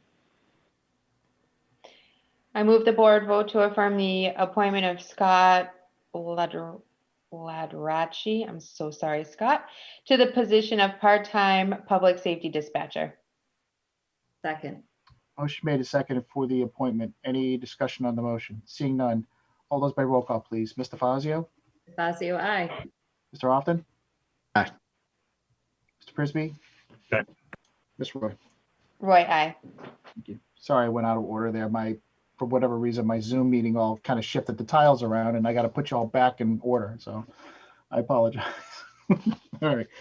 New business up tonight here. We have a citation and just for consideration for the motion here, I asked if the board would just amend the motion and for the sake of getting this out the door, just have the chair sign it, but just want to give that under some consideration. Everyone had a chance to read the citation. Any questions? And we're going to correct the possible spelling error on it. We are going to do that. Absolutely.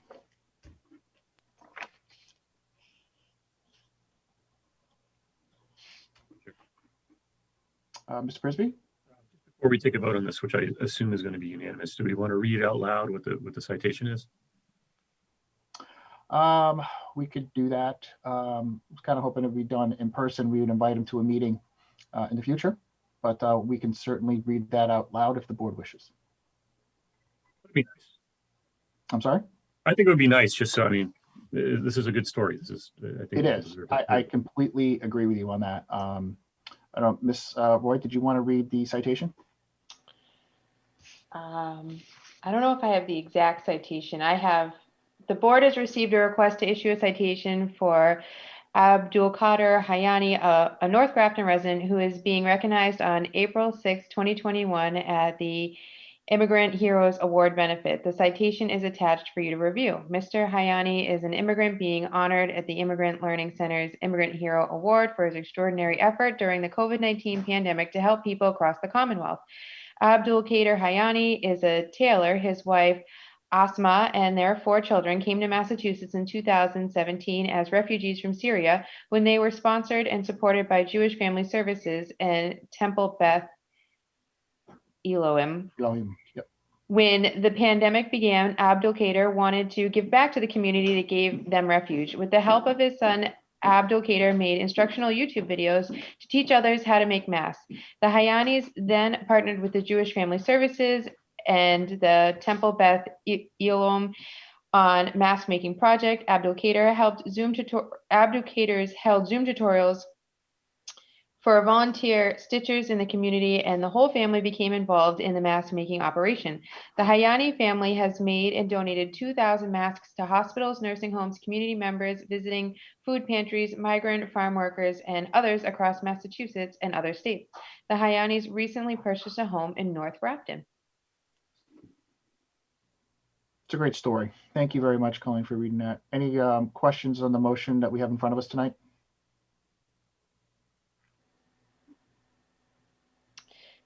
So I move the board vote to issue a citation for Abdul Khadr Hayani, recognizing his extraordinary efforts during the COVID-19 pandemic to help people across the Commonwealth.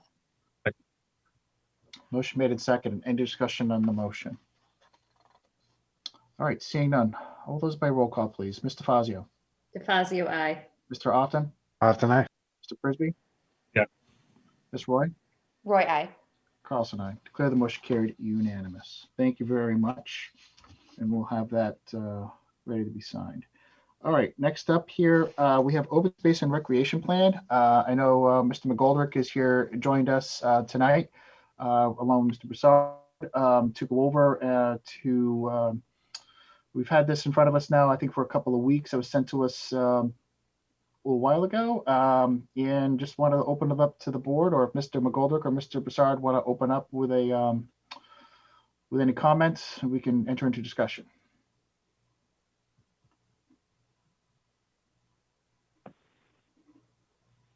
So, Mr. Chair, this is definitely Mr. McGoldrick's area of expertise, especially given my short tenure. So if he would like to take that away, that would be great.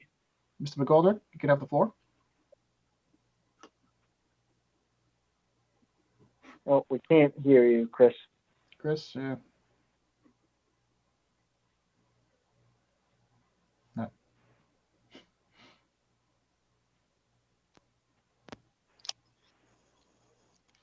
Wait, is it working now?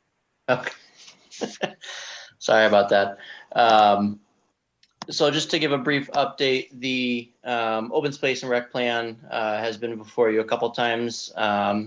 We did submit it to the state for conditional approval, or received the conditional approval of it.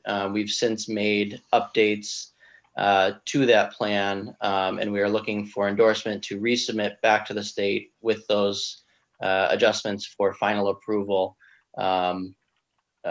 Once this is reviewed by the state and the conditions that they set forth for us are accepted, this will be in effect for another 7 years.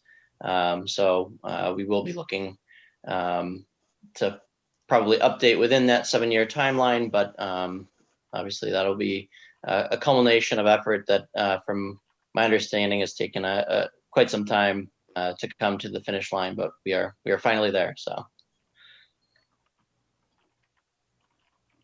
Mr. Frisbee.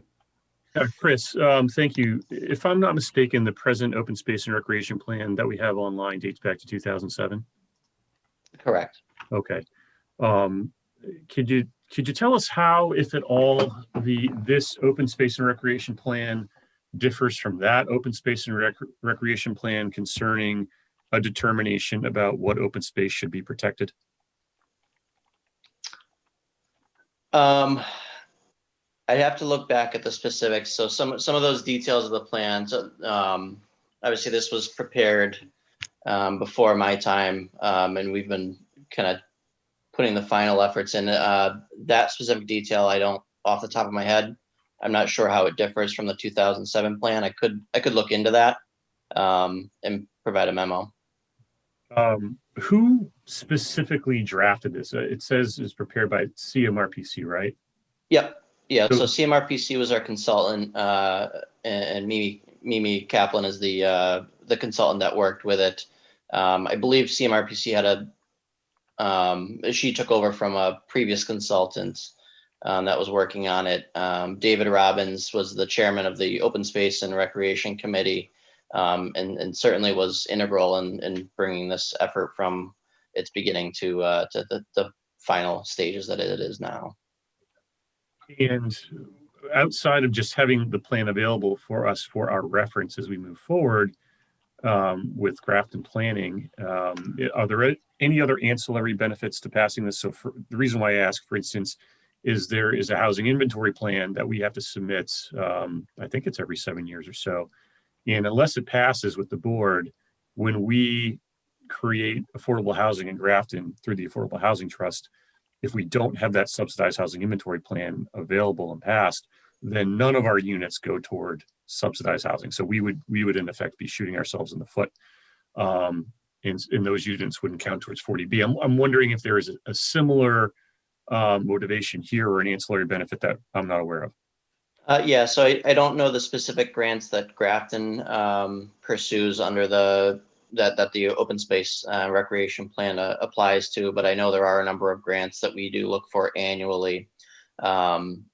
And the open space and recreation plan being effective is one of the requirements.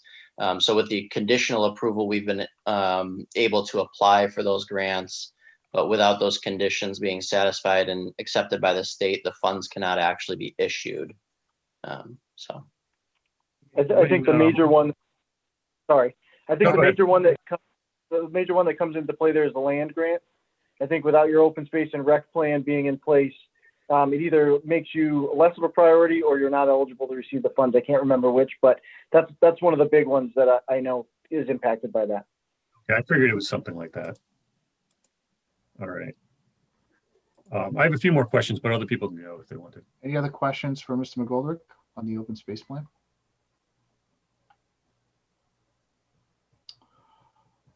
All right, Mr. Prisby, I'm going to give the floor back to you if you have some more questions.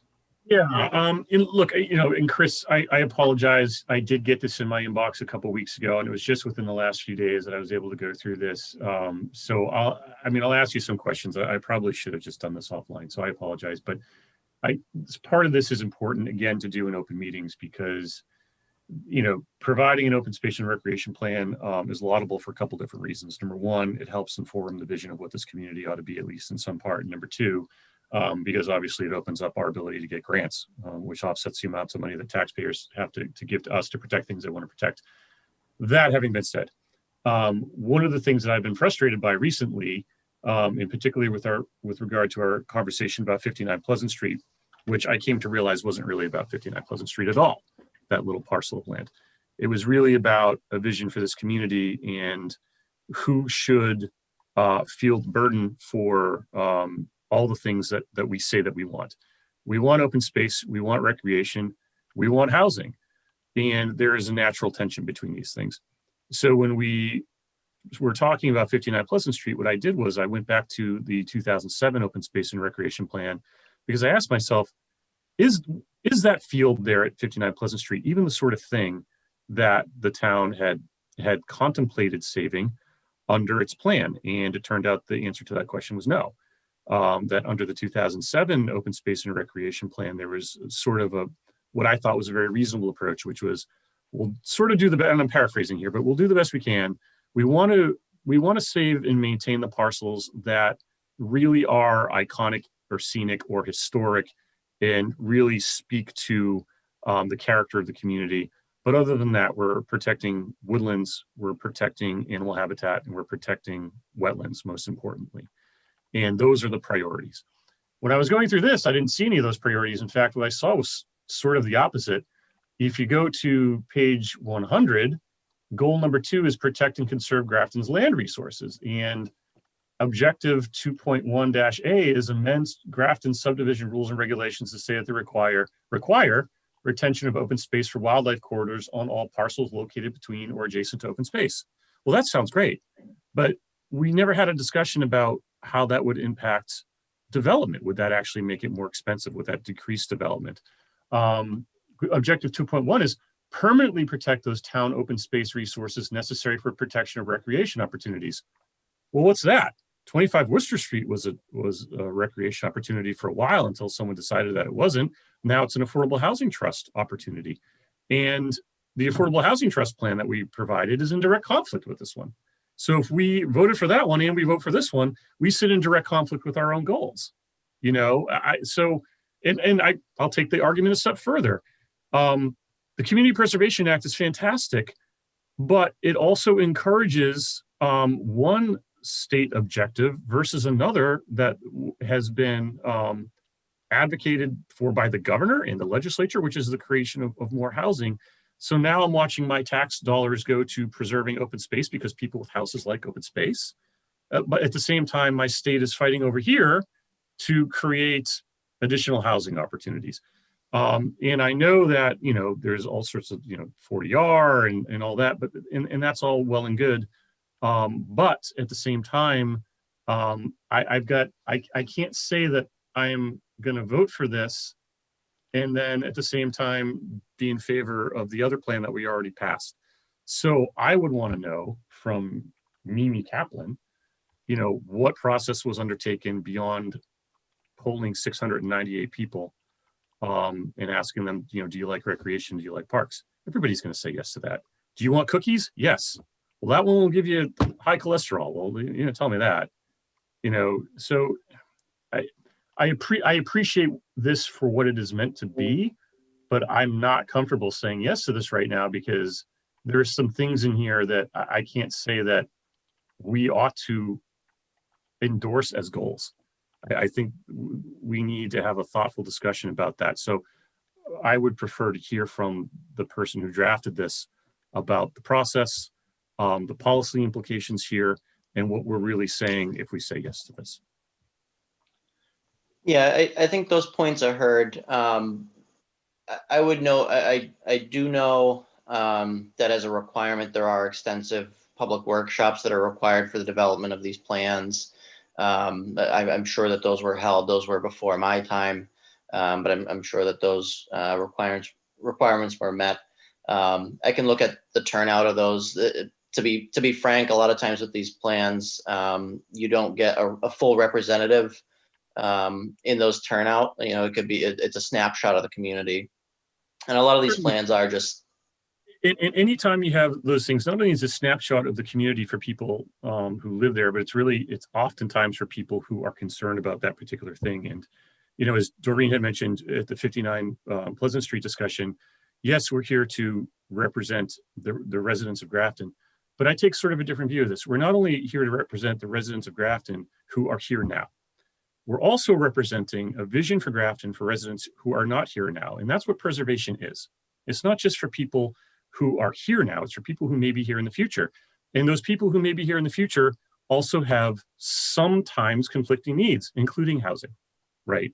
So I want to make sure that we're doing right by all those people, not only like my kids who live here now, but their kids who might live here in the future, and someone like me who doesn't even live here yet, who wouldn't even know to go to an open space meeting for a plan for a town they might never have even heard of, you know? So the balancing the vision of the community is a delicate task, which is why I'm not trying to give you a hard time. I want sort of a more thoughtful approach to this in particular.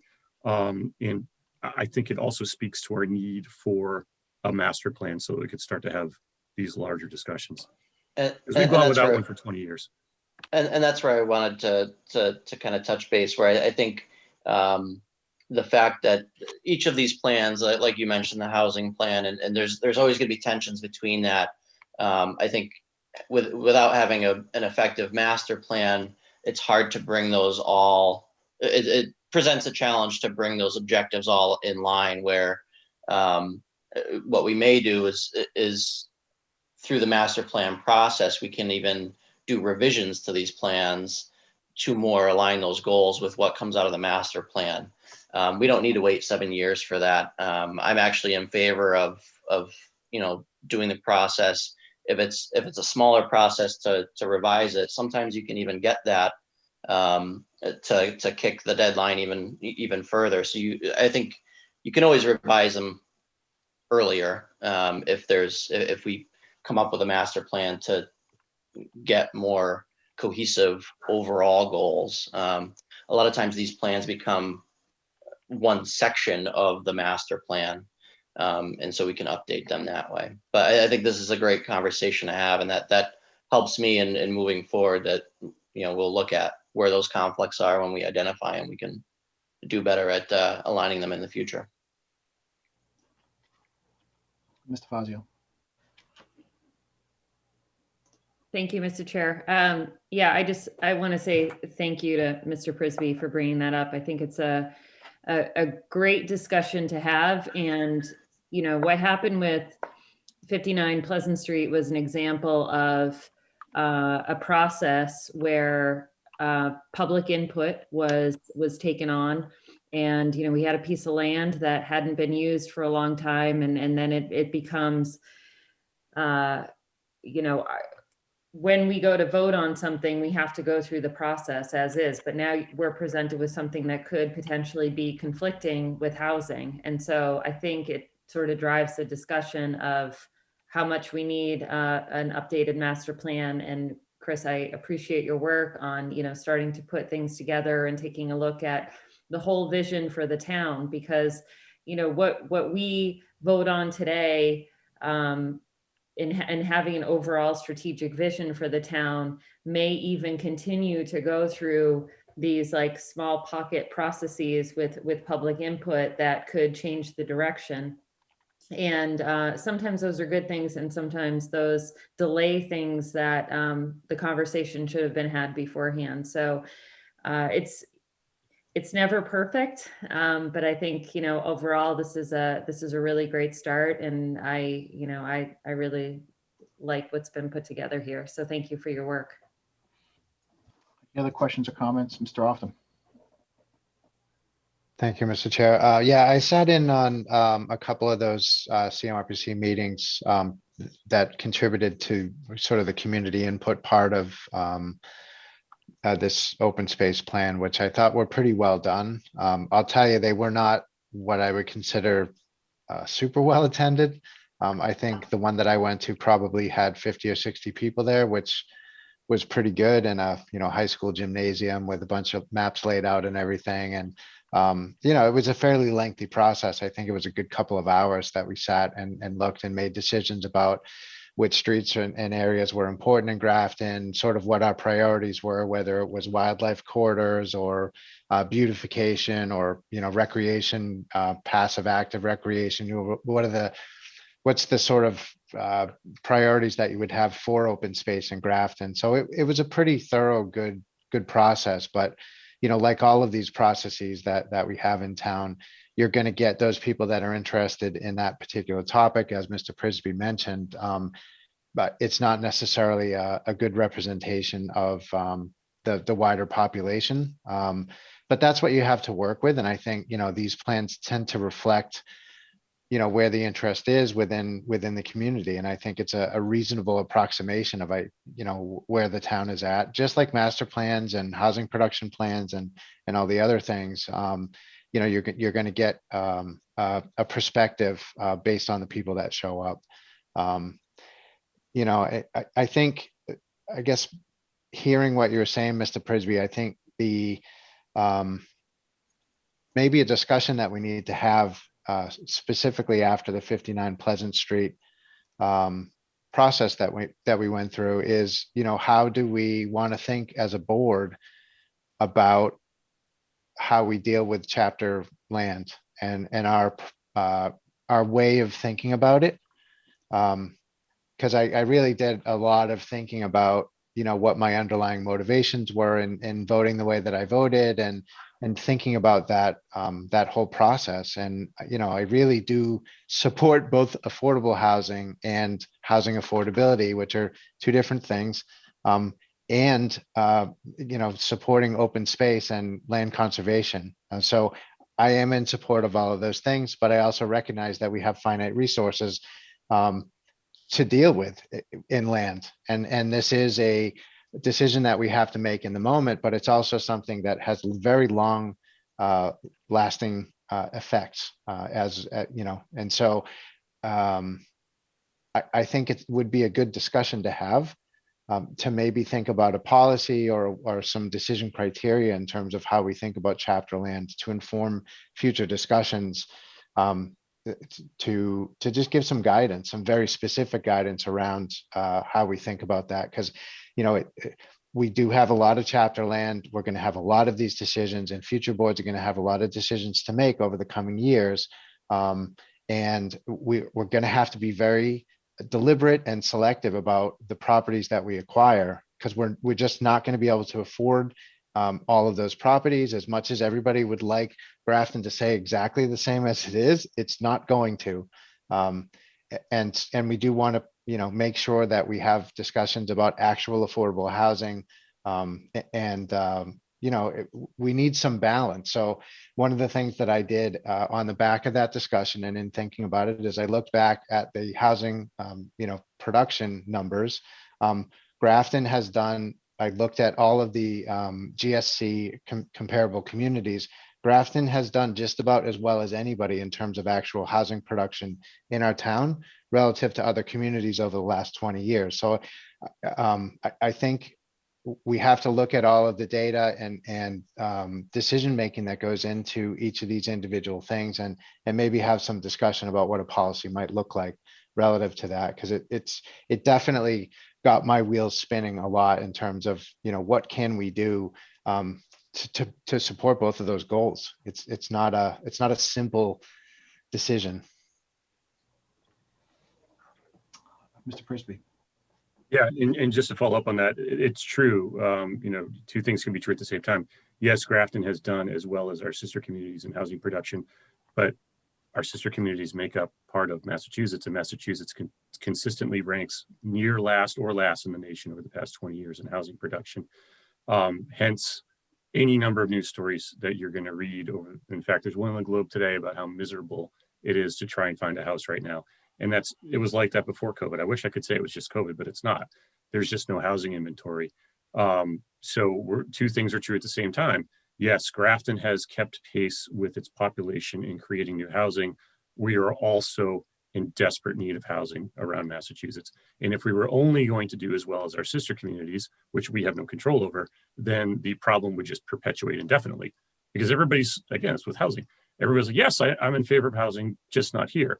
Particular to this plan, it wasn't just that. It was just some sort of language that I just wondered about. Maintaining Grafton's character. Well, what is that? We saw a very enlightening thread in one of the online groups this week about the town mascot. And I had a very pleasant and measured discussion with one person who was very upset that his father's Grafton no longer existed. Look, I get it, but I made the point back to him, you're not entitled to your father's Grafton. But with each and every policy that we implement here, we are determining what our Grafton is. And sometimes how much of the town we are going to preserve for all time, which is a laudable goal, and how much we're going to give up on the other hand. And if you accept, I think maybe as I do, and not many people do, that exclusionary zoning policies are a burden, particularly to lower and middle class people, then you've got to give either on single family zoning, or you've got to give on some of the stuff that we would otherwise like to maintain, or else everything just stays the same. And the next generation of Massachusetts residents and Grafton residents, like your kids and mine, are going to spend 35–40% of their take-home income on housing, so that I can maintain the open space down the street that I like. And that's the sort of conversation I need to have before I can say, yes, I'm going to sign off on a plan that says permanently protect town open space resources. Because I'm about to give you a report about 25 Worcester Street, which just last spring was a town open space resource. So I just, for right now, I understand what this plan is, and I don't mean to make too big of a deal of it. I know that we would say yes to this, we would go and get our grants, and probably no one would reference this until the next time I'm trying to make an argument for housing and someone goes back and says, yes, but the town said this. The town said we were protecting this permanently. You guys signed off on it. You know, so I just can't. Right now, anyway, until I hear some more from whoever drafted it. Okay. Real quick, Ms. Roy, go ahead, and Mr. McGoldrick. So I know we just added next week to the agenda so we can continue the fire selection really quickly. Is it reasonable to think we might be able to get a CMRPC rep in next week just to drill down on this and answer some of Mr. Prisby's questions? Yeah, I think we could get a CMRPC rep. My only kind of point of caution is that Mimi did come in also afterwards from some of the public process, so she may not have as much. It was already drafted when she came on board, and she was kind of finishing up the process, so she may not have direct answers. If I may, I want to mention that I think this discussion is exactly what these plans are all about, is to formulate these, to frame these discussions, especially in the context of specific issues like 25 Worcester. And I think the discussion that's coming out right now is exactly what these plans are meant to do. They're not meant to be specific. It's this vague kind of overall broad brush that we then form our policy, our specific policy or directives out of. And so I think the arguments like you made, where developing in one location in order to preserve other locations, those are the conflicts that we need to discuss. And I don't think it's also necessarily a one for the other. We can talk about how do we develop 25 Worcester to provide for affordable housing, but also maintain the character of Grafton. Is there a specific design that we're going to look for, that we want to push for, that that preserves that community character? Is it architectural? Is it services or amenities, things like that? So I think this conversation is really what it's meant to generate. So that's the only comment I wanted to make. All right. Great questions. Good feedback. Any other further discussion items or questions?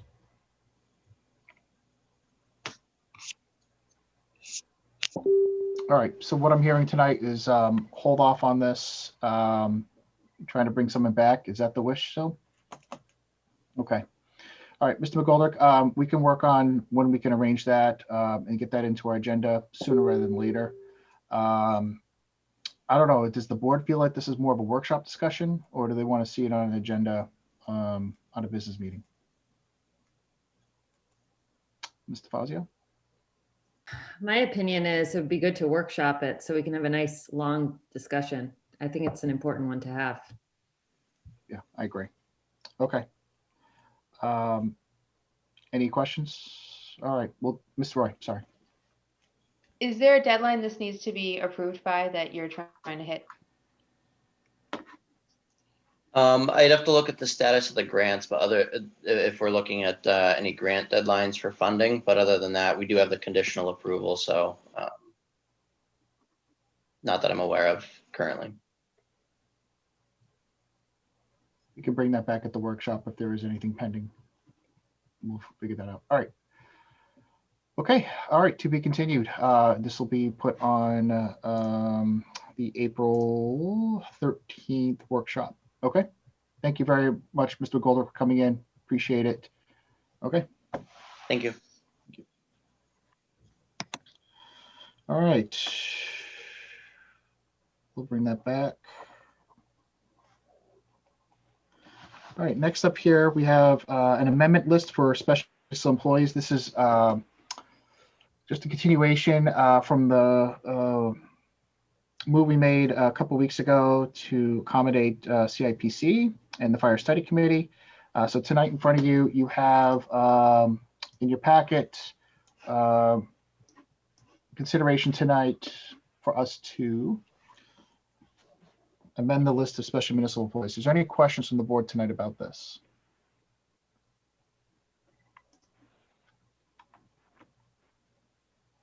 Okay. If there isn't any questions or comments, I can entertain a motion from any of the board members. I move. So we're not gonna, okay. I have to give me a second, sorry.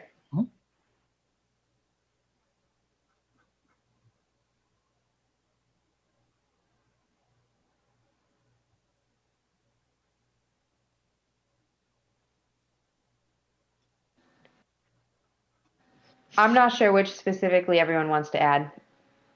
So That's why I opened up for discussion earlier. So right now we have the not included on special municipal employees list for Grafton, a memo dated February 22nd. That has a list, I believe that's on page 46 of the packet.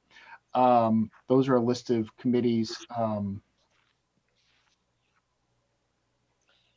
Yeah, there's a lot. So should I read them all?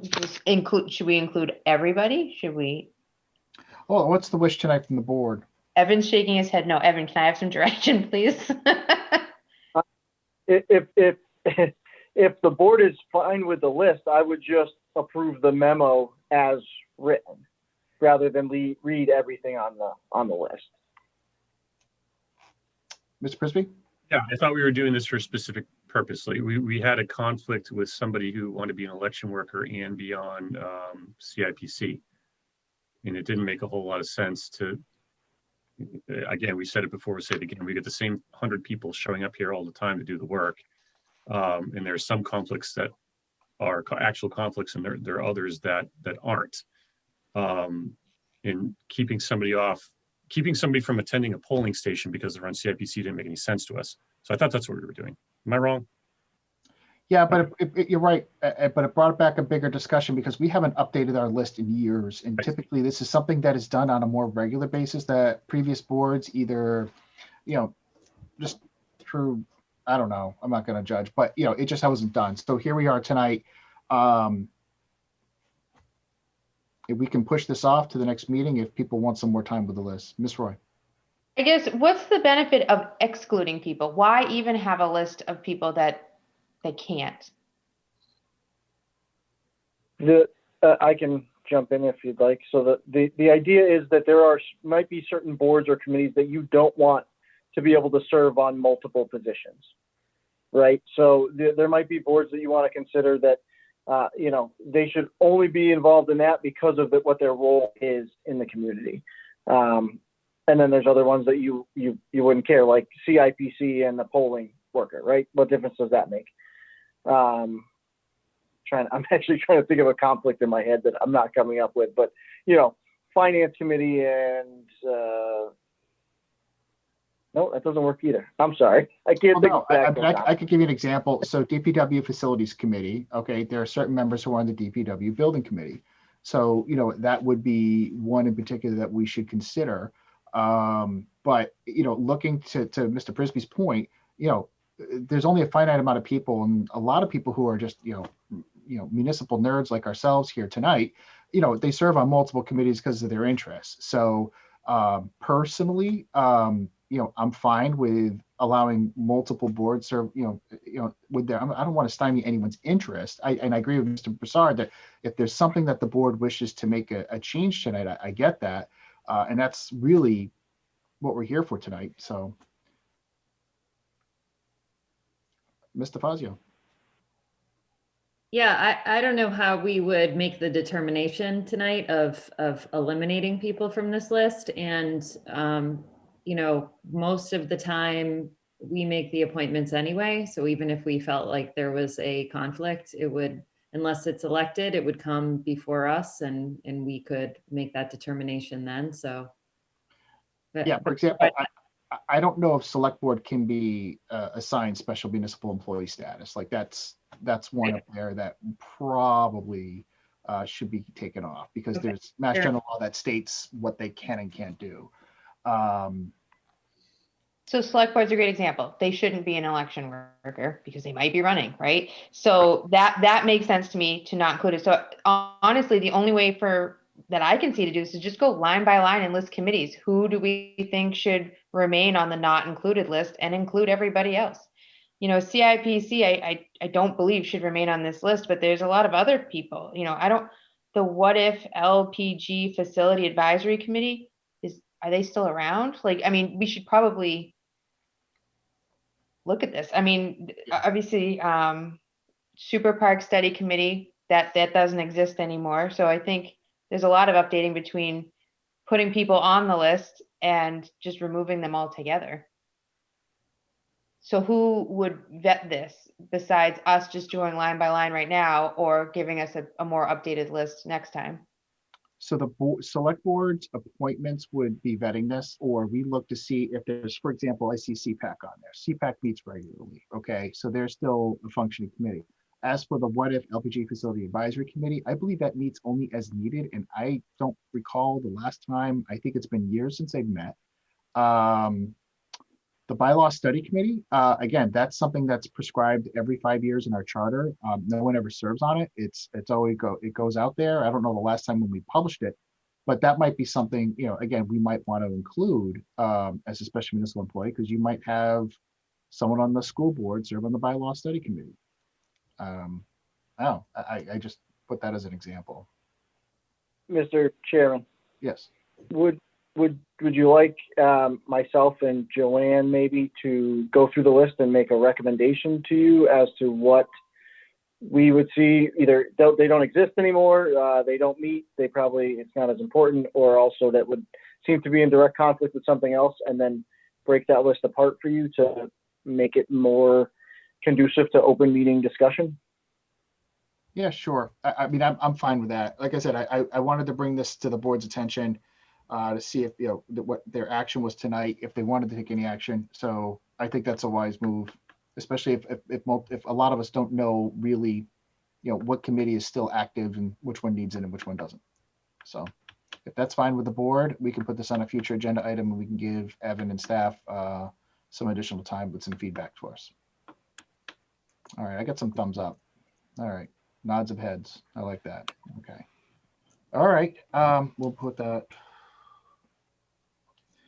All right, next up here, select board TA reports. Anyone from the select board have any reports?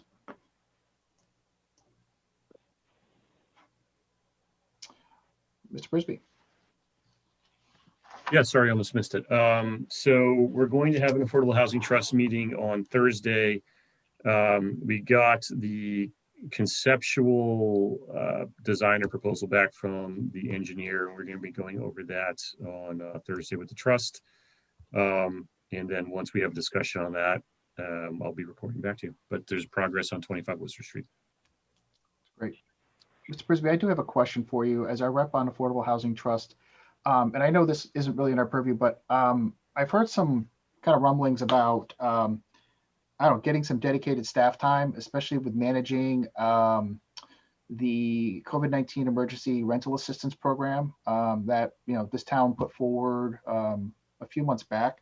Would it be possible to put you guys on a future agenda item to maybe bring that to the select board's attention? I really believe board should hear these concerns and consider prioritization on the needs for Affordable Housing Trust, as it used to have some dedicated staff time. I believe it was like, I don't know, 10 or 15 hours a week. I don't remember, but I do remember. It did. And so what we, just for everybody's benefit, historically what had happened was when we had an assistant town planner, the trust subsidized a portion of her income with I think it was a stipend for about 15 hours a week worth of time. That was Ann Morgan. And, you know, if you all have been on committees that have had dedicated staff, you understand how important that person is to the committee. Joanne Duncan for CPC, Sue for FinCom. It just, you can't, gosh, you almost come to rely on those people entirely. And when you're talking about implementing a program for rental assistance or even large scale construction projects or multiple projects, getting bids back, getting correspondence out, managing the kind of money that we're talking about here, that's the sort of thing that right now we're putting on Chris in the Affordable Housing Trust. And as Chris will tell you, he appears to be overworked, and it causes delays in projects. And really, and inefficiency costs money. The same way spending money on staff costs money. And right now, it's the position of at least a few people in the trust that we'd be willing to throw in for staff and pay for the people that we use. But that's something we're going to talk about on Thursday night. But yes, if we could come before the board with a unified position on that, that would be good. All right, please let me know, and we can put that on the next agenda, probably on either the 6th or maybe that's another workshop item. I'll let you let me know how you want to proceed with that. Thank you for that, Mr. Frisbee. Any other member reports? Mr. Fazio?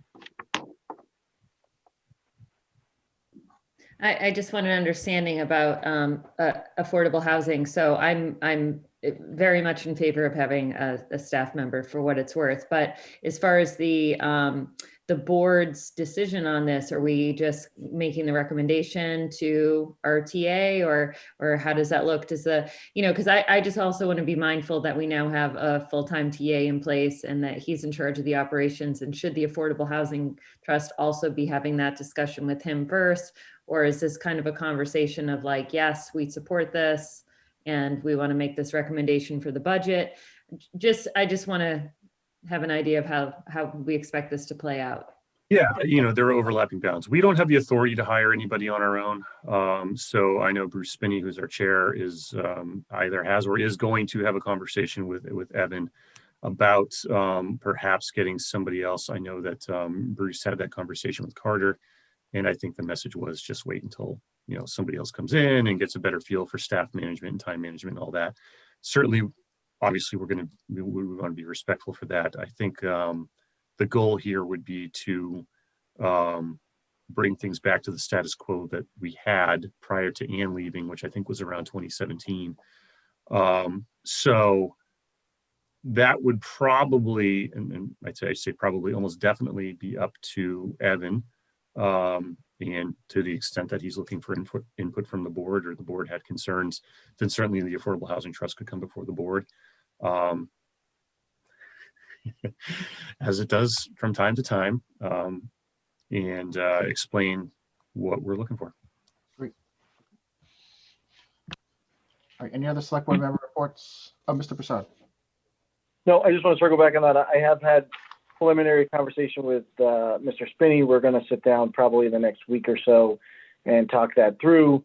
During my time through the finance committee process, there is a placeholder for that position with that funding should it come to fruition. So, we will just keep that there throughout the discussion and make necessary changes if need be. But it's better to plan for it and have to take it out than to not have it in there and then not be able to figure it out at the end, quite frankly.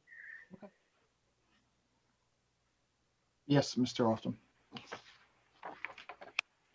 Thank you, Mr. Chair. So this week I sat in on an MMA, just like hour-long discussion on civil discourse. It was really, I thought, a pretty valuable discussion. One of the things that came out of that, their strong recommendation is that select boards have a code of conduct that is agreed amongst the board and amongst their appointing boards and committees.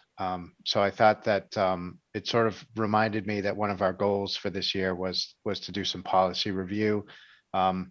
We had, our financial policies that we discussed early in my tenure that sort of just, I'm not sure exactly what happened to them. They were in discussions with our finance folks, and they just never came back to this board. But I did go back and look at trying to find if there was a code of conduct or, what our social media policy was and all those things that we got forwarded a few months ago from Khadr. The most recent policy that I could find was like 2007.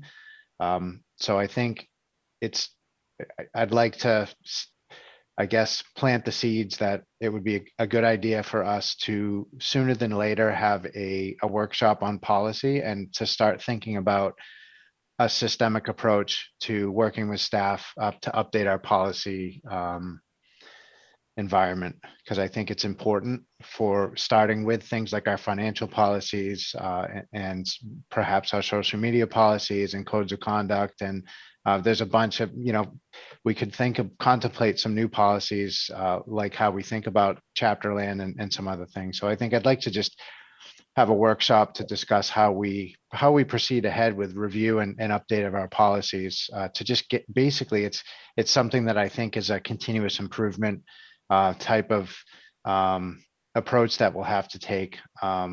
So it might take 2 or 3 years to get through all the policies, but to just get it started. Okay. Any other questions, comments, any other member reports? Mr. Fazio? I just have a comment based on what Mr. Opton said, and I think it was a year ago now, maybe more, where Donna Stock brought up how a handbook for the select board would be nice, and what it would include. That's just my dog in the background making noises, and it's a big task to take on, but it is surprising that, we can walk on to a select board or finance committee or, name that committee, and there's really no written direction. You just kind of get thrown into the fire and you sort of learn, outside of MMA and things like that. So it would be nice. I think it would be, even if we just had a starting point of a discussion of reviewing policies and, what we want to update, what we want to add, and what would be appropriate to maybe put together in, whoever takes over our positions down the line, that we can hand off to and say, here, we did this work, so you don't have to, and just make things a little more streamlined. All right. Ms. Roy.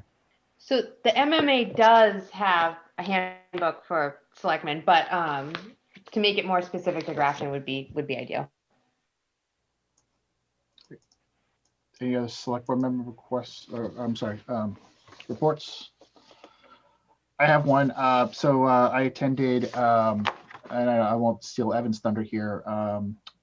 Yesterday morning, the public viewing, or I say press conference for the mass vaccination site that is down in Uxbridge.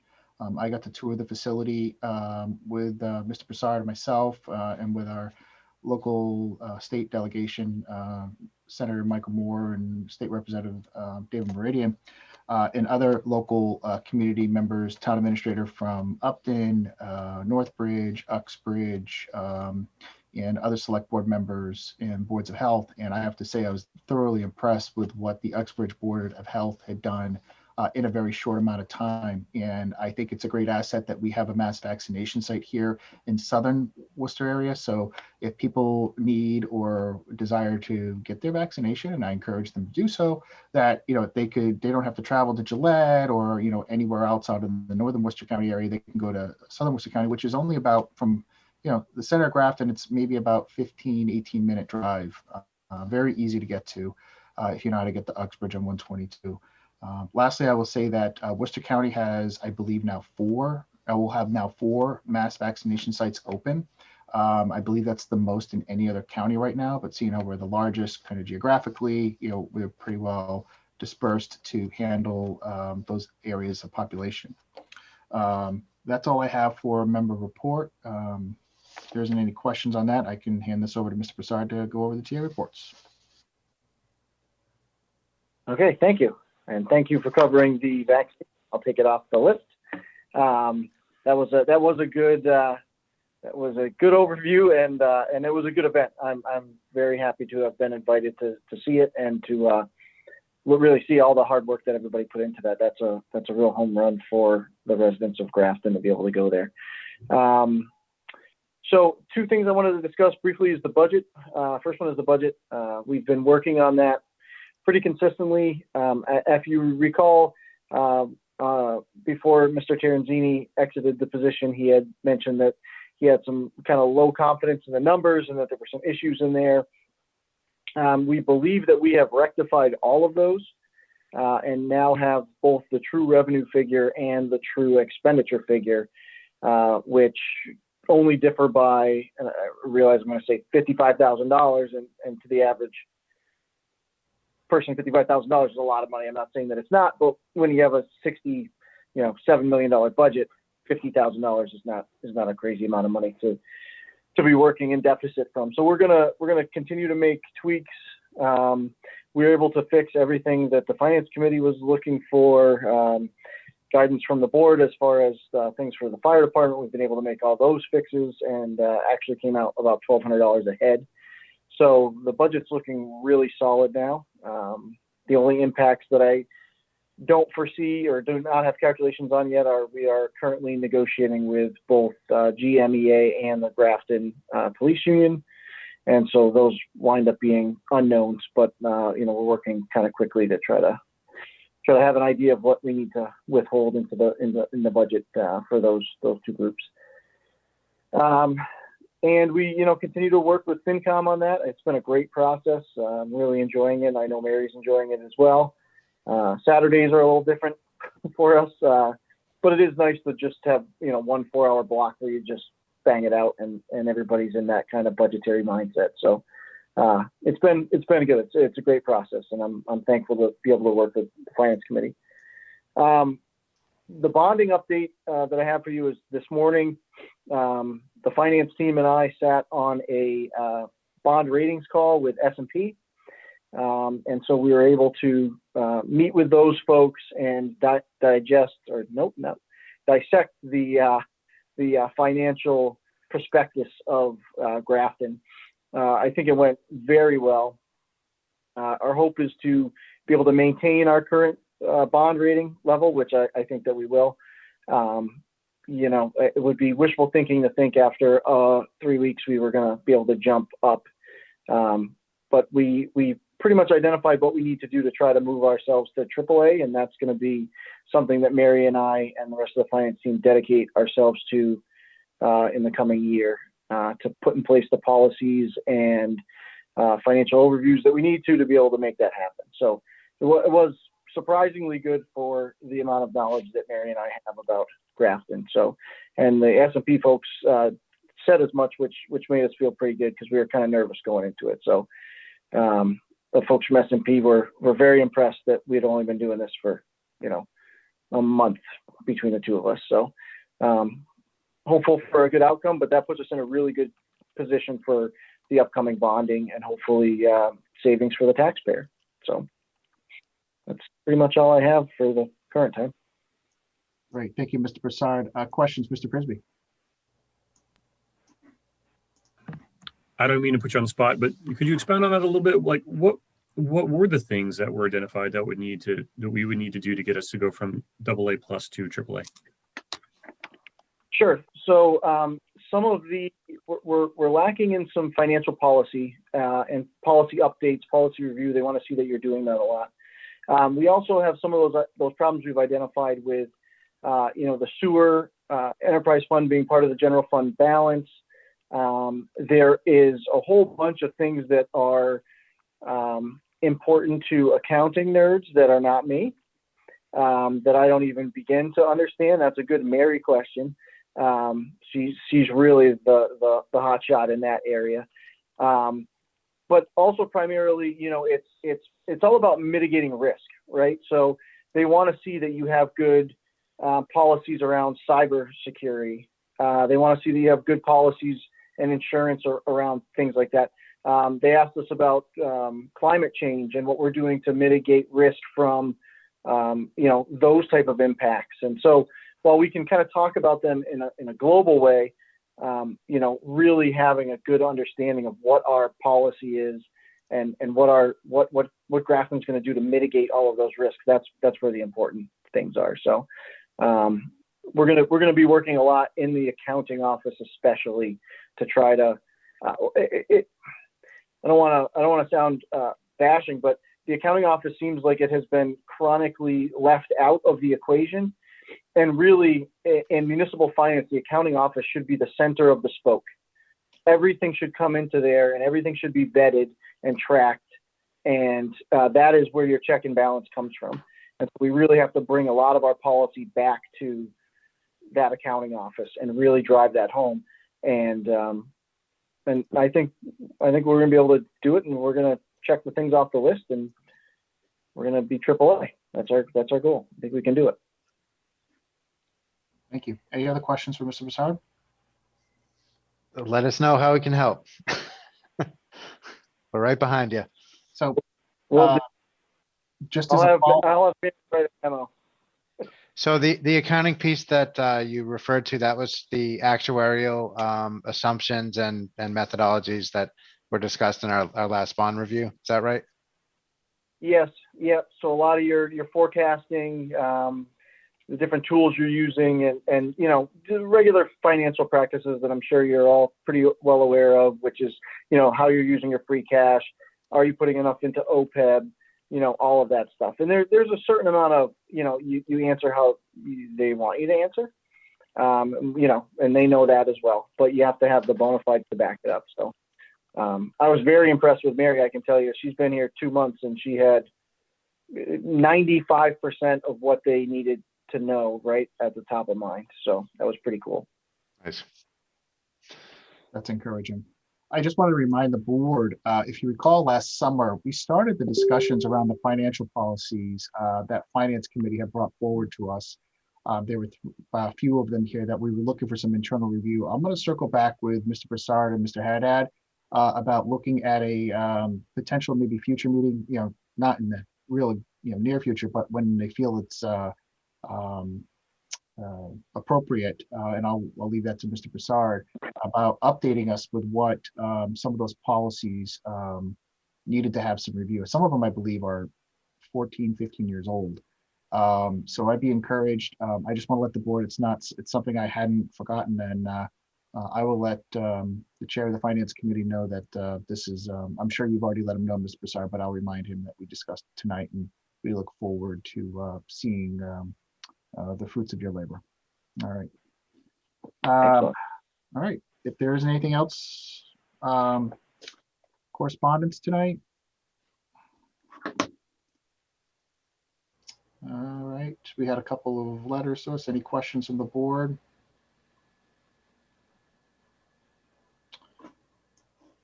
Mr. Prisby, sorry. Yeah, I just did want to acknowledge this letter from Suzanne and Merrill. We spent a fair amount of time talking about the parking fees and I think at the last meeting policy about lifeguards and not lifeguards. She brought up a point. This is a member of the community I hadn't thought about. She wrote that as a foster parent, she's prohibited by DCF from bringing the children in her care to a beach without lifeguards. And then she wrote, opening the beach without lifeguards will mean that any children in the town who are in foster care will not be able to swim there this summer. This would be a shame and unfair. And that's, that's a perspective that we didn't otherwise hear from. And, if you're not in that position, maybe you don't know. I didn't know that. And I think that ought to be something that is considered, I would hope, by the people in charge of that.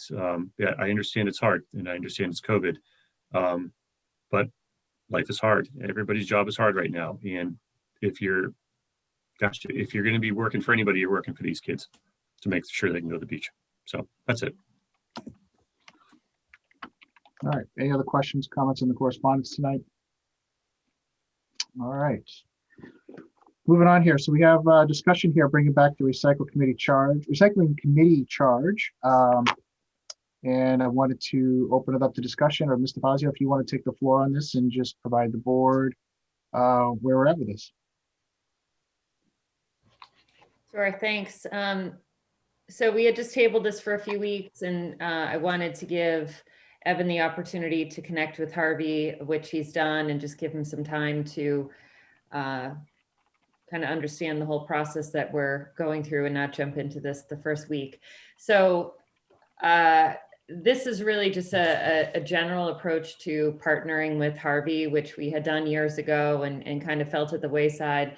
And I thought it was important to bring back, since we're going to be talking about fees increasing and I think it's important to provide opportunity to residents to save money in other areas, and to also maybe keep the board informed on ideas for overall waste and recycling operations. And so my initial conversations with BJ Harvey and Carter before Evan came on board, we were talking about that two-way street and how important it was, and not, just to have like Harvey doing their thing and Waste Zero and the bags doing their thing and Wheelabrator, and then we have all these contracts in place. And I've said this before, waste management is, beside the schools, one of our largest budget items. And I think giving it a little attention with a couple of committee members who like to nerd out on things like composting and reuse centers and opportunities for residents to be able to, maybe have an increase in bag fee, but have opportunities to go elsewhere to get rid of items in their home, is a good idea. And also touch base with our board in order to keep us abreast on what's happening with the recycling market, what we can do to make things better for our curbside recycling program overall, and of course, outreach and education. So Evan had a chance to take a look at it. He had no comments. I think Will is the person who put this together. I think he did a pretty nice job generalizing it. One thing I will mention is that it does say for one board member to be on this committee. And I'm not just saying this because now, after the fire study, I currently sit on 4 committees, not including this one. I will say, I don't know if there's a need for a board member to be on this committee. I feel like we could get a bunch of people that could just run with it. But I'm open to suggestion. If someone else wanted to be the rep, I don't think it would be smart of me to take on yet another committee until I drop off one. So that's it. That's my intro. Any questions from the board? So we have in front of us tonight a charge here. Any desire to indulge Ms. DeFazio's recommendation about not having a select board member on the board? Or how about a select board member and or their representative? That's something that I know we've done that in the past, but what's the desire of the board? I think that's a great idea. Which one, Mr. Often? Just update the language to say it's select board or their representative. All right, thank you. All right. Any other comments or questions?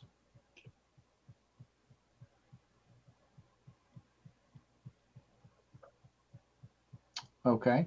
All right, we'll make the revisions to this charge and we'll bring it to our next meeting with the changes for final adoption. Is there any objections to that? Okay. All right. Thanks, Mr. Fazio. And just to let everyone know, we're tabling the Economic Development Commission updates and review current charge tonight to workshop date for April 13th. Reason for that is just the timing of putting this on the agenda and then getting a quorum in an agenda post. It just posed a little bit too challenging for them. So we understand open meeting law and its constraints. So with the board's indulgence, we will move this to the next workshop in April. All right, next up, we have a couple of meeting minutes tonight. We have March 2nd, 2021. I move the board vote to approve the meeting minutes from March 2nd and March 9th, 2021 as presented. Second. Motion made and seconded. Any discussion on the motion? Seeing none, all those by roll call, please. Mr. Fazio? DeFazio, aye. Mr. Often? Often aye. Mr. Frisbee? Aye. Ms. Roy? Roy, aye. Peter Carlson, I declare the motion carried. Next up, March 9th, 2021 meeting minutes. I included it in my last motion. All set. I'm sorry, you did both? I apologize. I totally thought you said the second. Okay. Thank you. All right, so next up, we just had some ongoing tasks. So library building project. I know we're just leaving this on here. Upton Street RFP, Milbury Street, sidewalk grants. I was talking to Mr. Broussard. It's my goal to have Mr. Broussard provide us with regular updates now that we have full-time TA back in position here, to have him update the board, but also keep these on here as things that, you know, are of our interest to the board moving forward. But I didn't know if Mr. Broussard, if you had any updates on any of these items tonight. I know you didn't mention them in your report, but I just wanted to remind the board that they're still here. Sure. So the library continues to progress. I was there last week, I believe, or might have been the week before at this point. Nothing really major to report there other than the continued progress. I believe there, you know, we're seeing paint on the walls, and they're starting to do some flooring and things like that. So they're making some really good progress there. 27 Upton, we do have one active RFP that is being circulated to the boards for review now. And I think Chris is looking to, we might have to do one small amendment to the original warrant article for town meeting. So we're working together on that to try to build that warrant article and bring that before the board through that process. So what else? What was the other one on the list? I apologize. I don't have it. Upton Street RP and Millbury Street sidewalk grant. The sidewalk grant, we just went out to bid for. I have to come back to you on that. I don't remember exactly what the ins and outs of that bid are.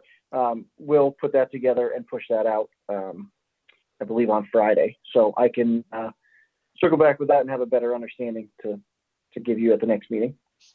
Okay. All right. Board members have any questions, comments? Mr. Fazio and then Ms. Roy. Yeah, and I think I mentioned this a few weeks ago, and even I forgot until this discussion. We spoke about working with William about getting some information about the library out. You know, as we approach the doors opening, it would be good to start promoting that a little bit. So that's the first reminder. And then the second thing is, I think it would be nice to have Andy Duchesne in here to give an update on the project sometime in April, because again, as we start approaching that early June date of it being ready, it would be, I think, nice to have the OPM in here to just kind of talk about the overall project, how it went, and start to, for all of us to start kind of building some momentum around this big project. So that's all. That's my comment. I can, I'll talk to the Will point for just a second. So we did get Will hooked up with Andy's it's either daily or weekly update where he sends out pictures so that William can have a good pool of pictures to pull from to give like probably a bi-weekly update on where the library is. So he's at training for the first 3 days of this week, but I would anticipate you'd see something on the library towards the end of this week. So he's been working with Andy on that. But I agree, it would be great to have Andy come in. He's definitely the expert on that building. So for sure. Okay, we can do that.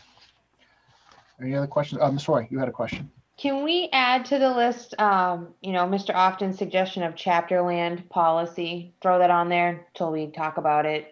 Financial policies, keep it on there until we finish it. Basically, any of the policies we talked about tonight, like the code of conduct, anything anybody wants to keep talking about, and just keep it on there until we finish it.